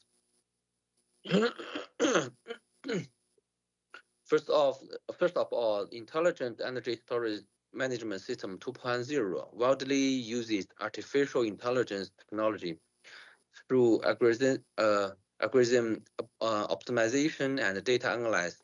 AI technology can accurately manage and operate energy storage systems and effectively improve their operating efficiency and safety. This means that our system can respond more intelligent to various operation needs, ensuring the maximum utilization of energy storage resources. Secondly, the concept of AI ops is which called artificial intelligence operation and maintenance was introduced. Through the real-time monitoring, fault diagnosis, and predictive maintenance, AI ops can identify and resolve potential problems ahead of time, significantly reducing the failure rate and operation and maintenance cost. In addition, the intelligent energy storage management system 2.0 also realized the digital management and built a digital platform, including an energy management system and a virtual power plant to remotely monitor, intelligent dispatch, and optimize the configuration of energy storage systems through a data-driven way. Finally, the system integration is another highlight of the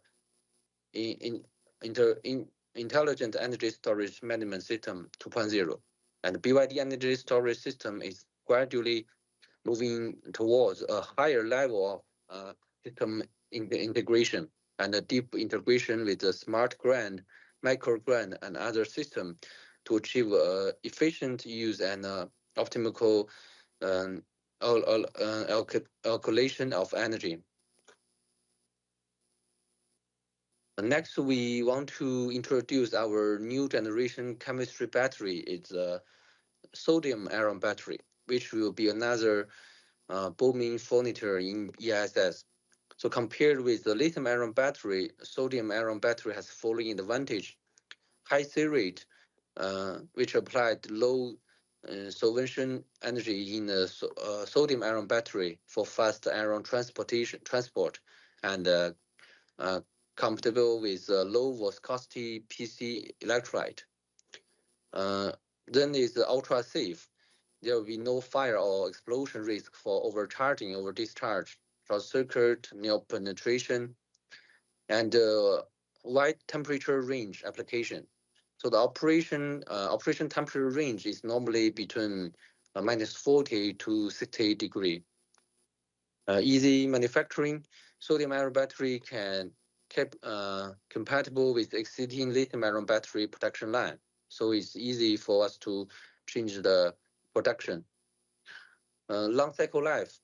Sodium-ion battery has more stable anode and cathode material structure with the minimal cycle capacity decay, and low cost because there are abundant sodium reserved on the Earth, and the both anode and cathode side we can use the aluminum foil for this sodium-ion battery. In the right figures, we also show the energy density comparison of the sodium-ion battery, the CM battery, and the LFP battery. Sodium-ion battery energy density is lower than the other two kinds of battery. It's around half of the energy density of lithium-ion battery. Here is the technical roadmap for the sodium-ion battery energy storage system.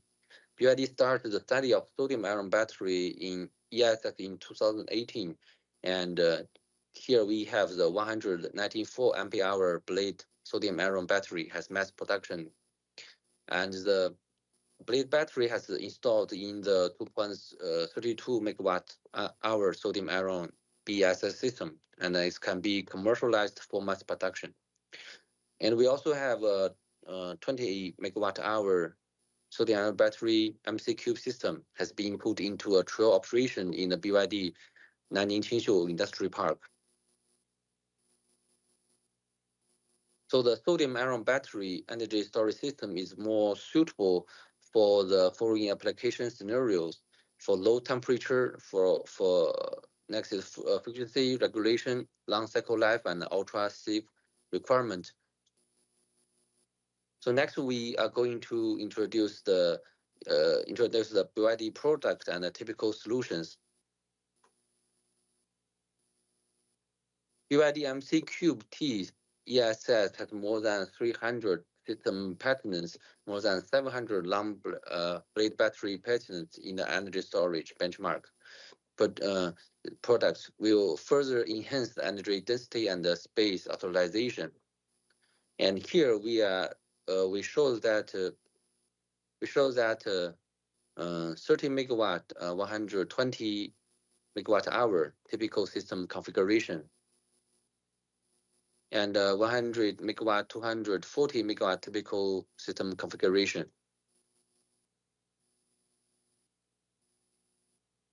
So MC Cube T energy storage system can be flexible, configured to provide a more economical and smaller area size solution. So finally, BYD will show our large-scale power plant applications.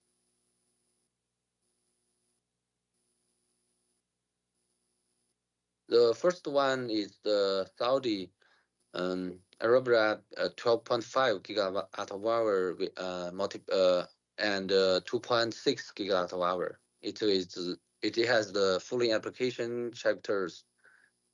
Firstly, managing the renewable energy variability. Energy storage system can enhance the renewable utilization by store exist guaranteetion during the surplus periods and discharging during the defects to ensure the stable electricity supply.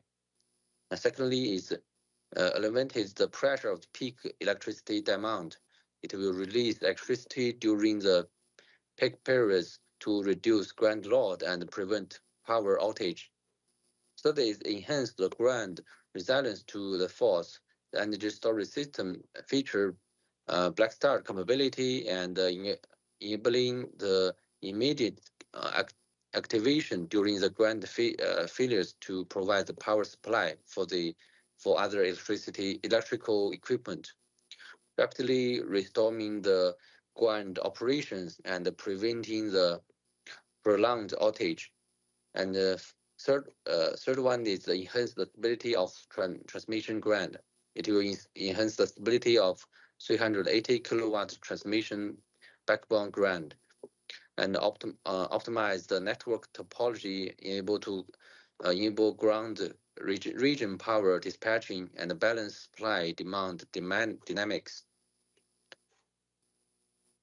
The second typical project is one of the largest wind energy storage integrated project, which is located in the Hami City, Xinjiang Province in China, and it's 1.2 gigawatt-hour, and there are 150 units of low temperature wind turbines and 1.2 gigawatt-hour of electrical chemical energy storage devices.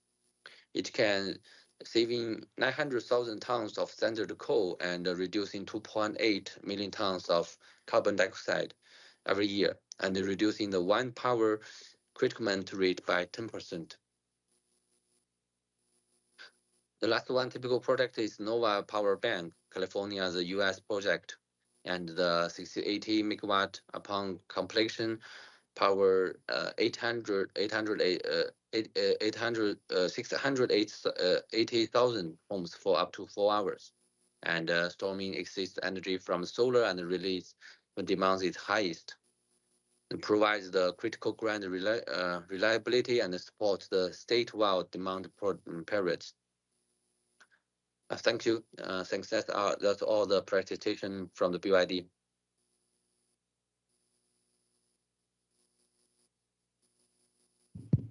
That's excellent, Mr. Bruce.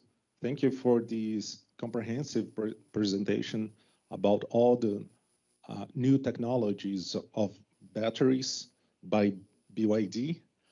Do we have time for some questions? Just one question. So yes, please. So I'm going to ask you, both of you, a more broad question. Because BYD and Calpine have implemented BESS in many countries, many states in the US. I was wondering, what are the greatest barriers that you have faced to penetrate the market in different countries or different states, both regulatory barriers or economic barriers? Go ahead, Chris. Yeah, that's a great question.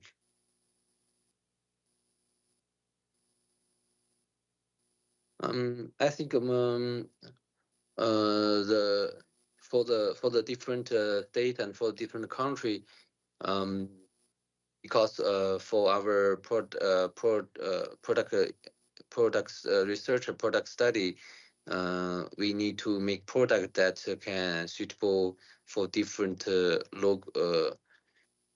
loyal requirement from a different country and different state. For example, for the fire suppression system, there's the different requirement in the state and different requirement in the different country.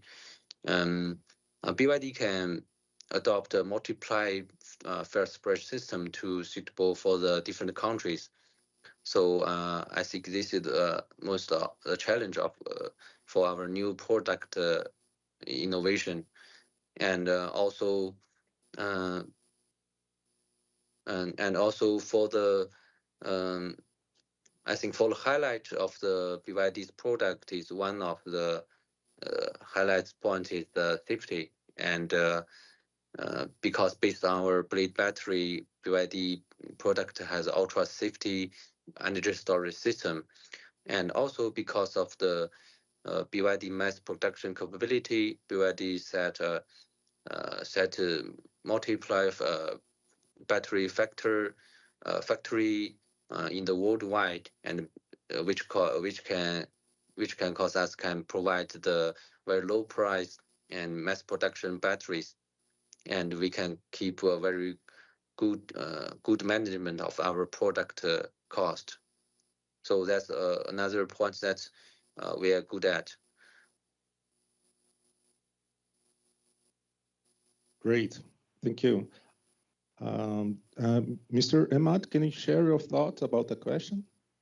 Sure, yeah, I'll be brief. I know it's late end of day. So I would say I would characterize it in three main things. One is market maturity and readiness for the deployment or for energy storage, or especially if we're talking about this being new. I remember, as I said, working on some of these systems 10, 12 years ago.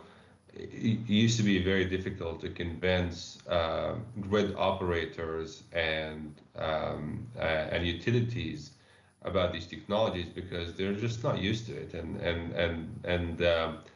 when you're working with power grids, you're not experiment. You don't want to experiment, right? You want a technology that's ready.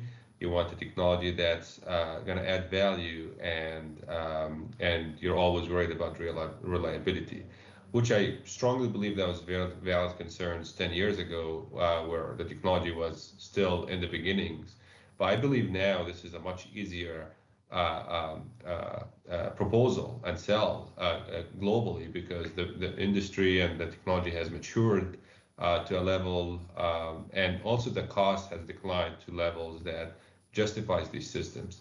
So that's on the regulatory side. The other one is on the permitting, and which Bruce touched on about safety as well. So the standards, from a safety standard to permitting standards, environmental standards, are ever changing and are different from jurisdiction or from one region to another.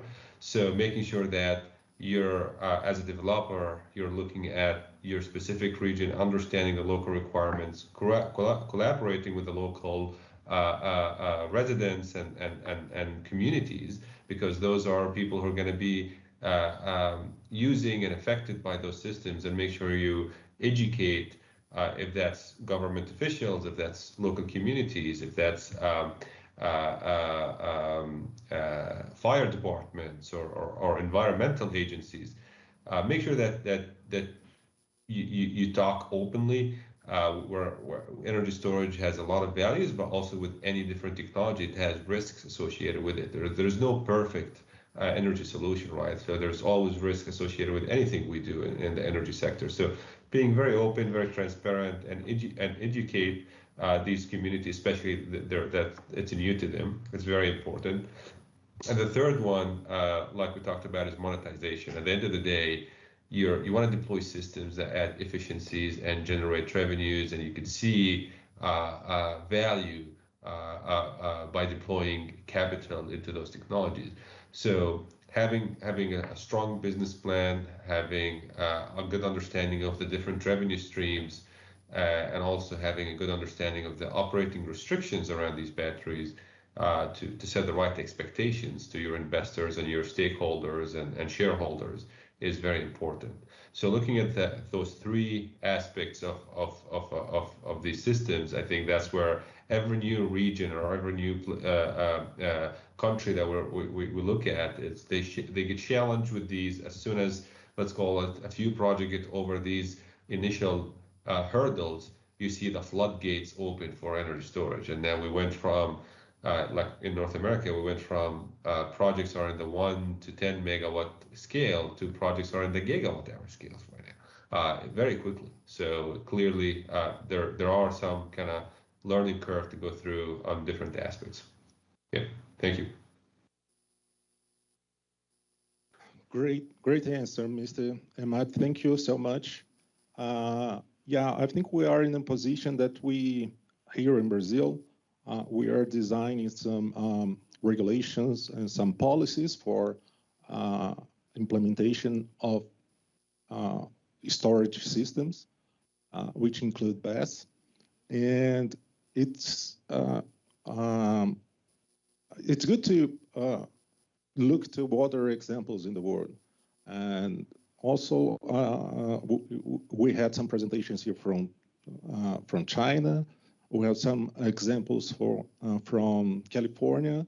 So we are in a position that we can be inspired by what you have done so far. So our time is up. Thank you guys so much for staying with us. I think it is night where you are. I don't know where exactly you are, but thank you so much for staying with us. Thanks for having me. Thank you. Appreciate it. Thank you. Ok.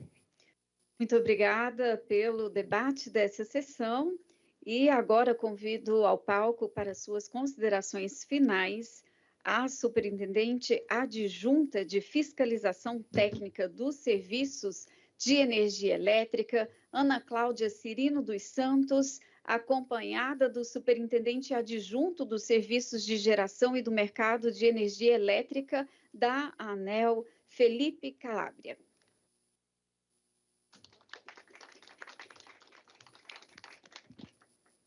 Oi, pessoal. Boa noite, então, já, né? Agradecer a todos aí. Acho que começamos com muita intensidade.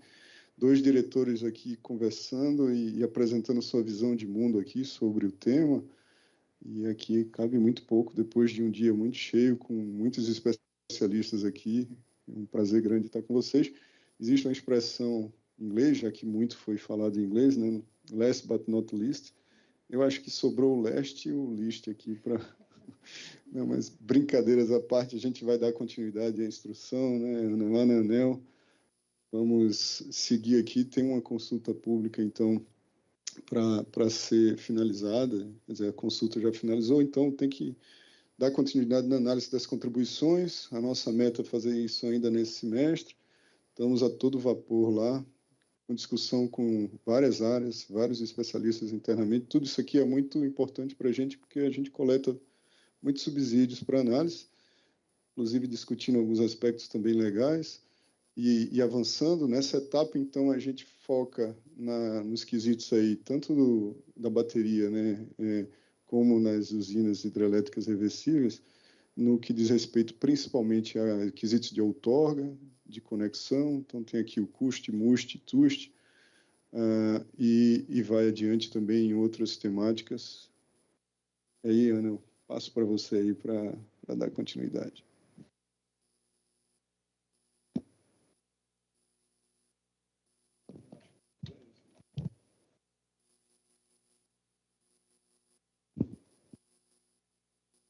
Well, first of all, I'd like to thank you, all the speakers, for staying with us till almost 6 p.m. in Brazil.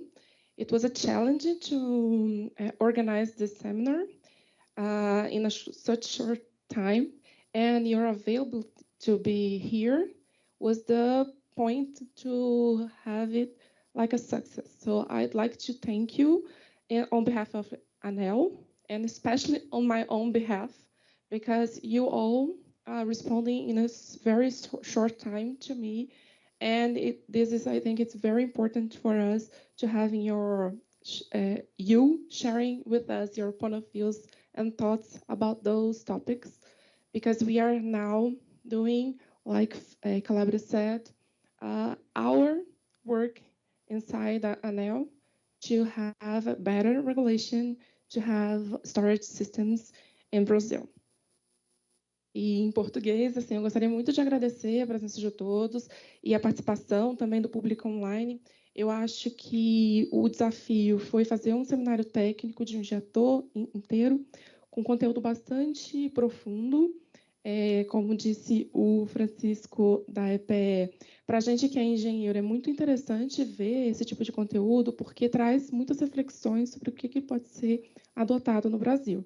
Então, a CP39 ela começou em 2023, mas o trabalho sobre o sistema de armazenamento ele começou muito antes, com uma tomada de subsídios realizadas pela Superintendência de Regulação, Geração e Mercado.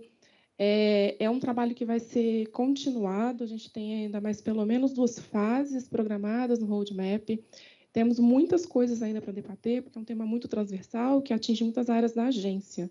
E eu acho que o mais importante aqui, que foi o desafio, é trazer o que está sendo discutido lá fora, agora, para a gente aprender e já adaptar para o nosso sistema, porque o que a gente pode perceber, e foi bastante colocado ao longo do dia, que os desafios são os mesmos em todos os lugares, cada vez com a maior inserção de energias renováveis, principalmente solar e eólica, a gente precisa de adotar sistemas de armazenamento, e a tecnologia está avançando tão rápido quanto a necessidade que a gente tem de trazer isso para dentro do nosso sistema.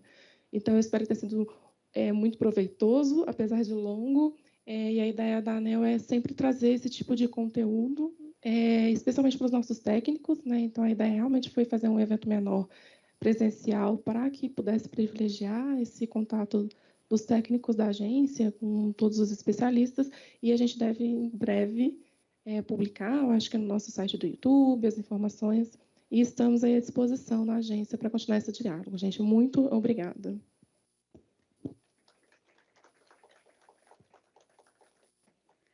Parabéns pelo evento, Ana Cláudia e Felipe. Agradecemos mais uma vez a todos os presentes e declaramos encerrado o seminário técnico Experiência Internacional sobre Bess Grid Forming. Desejamos uma boa noite a todos.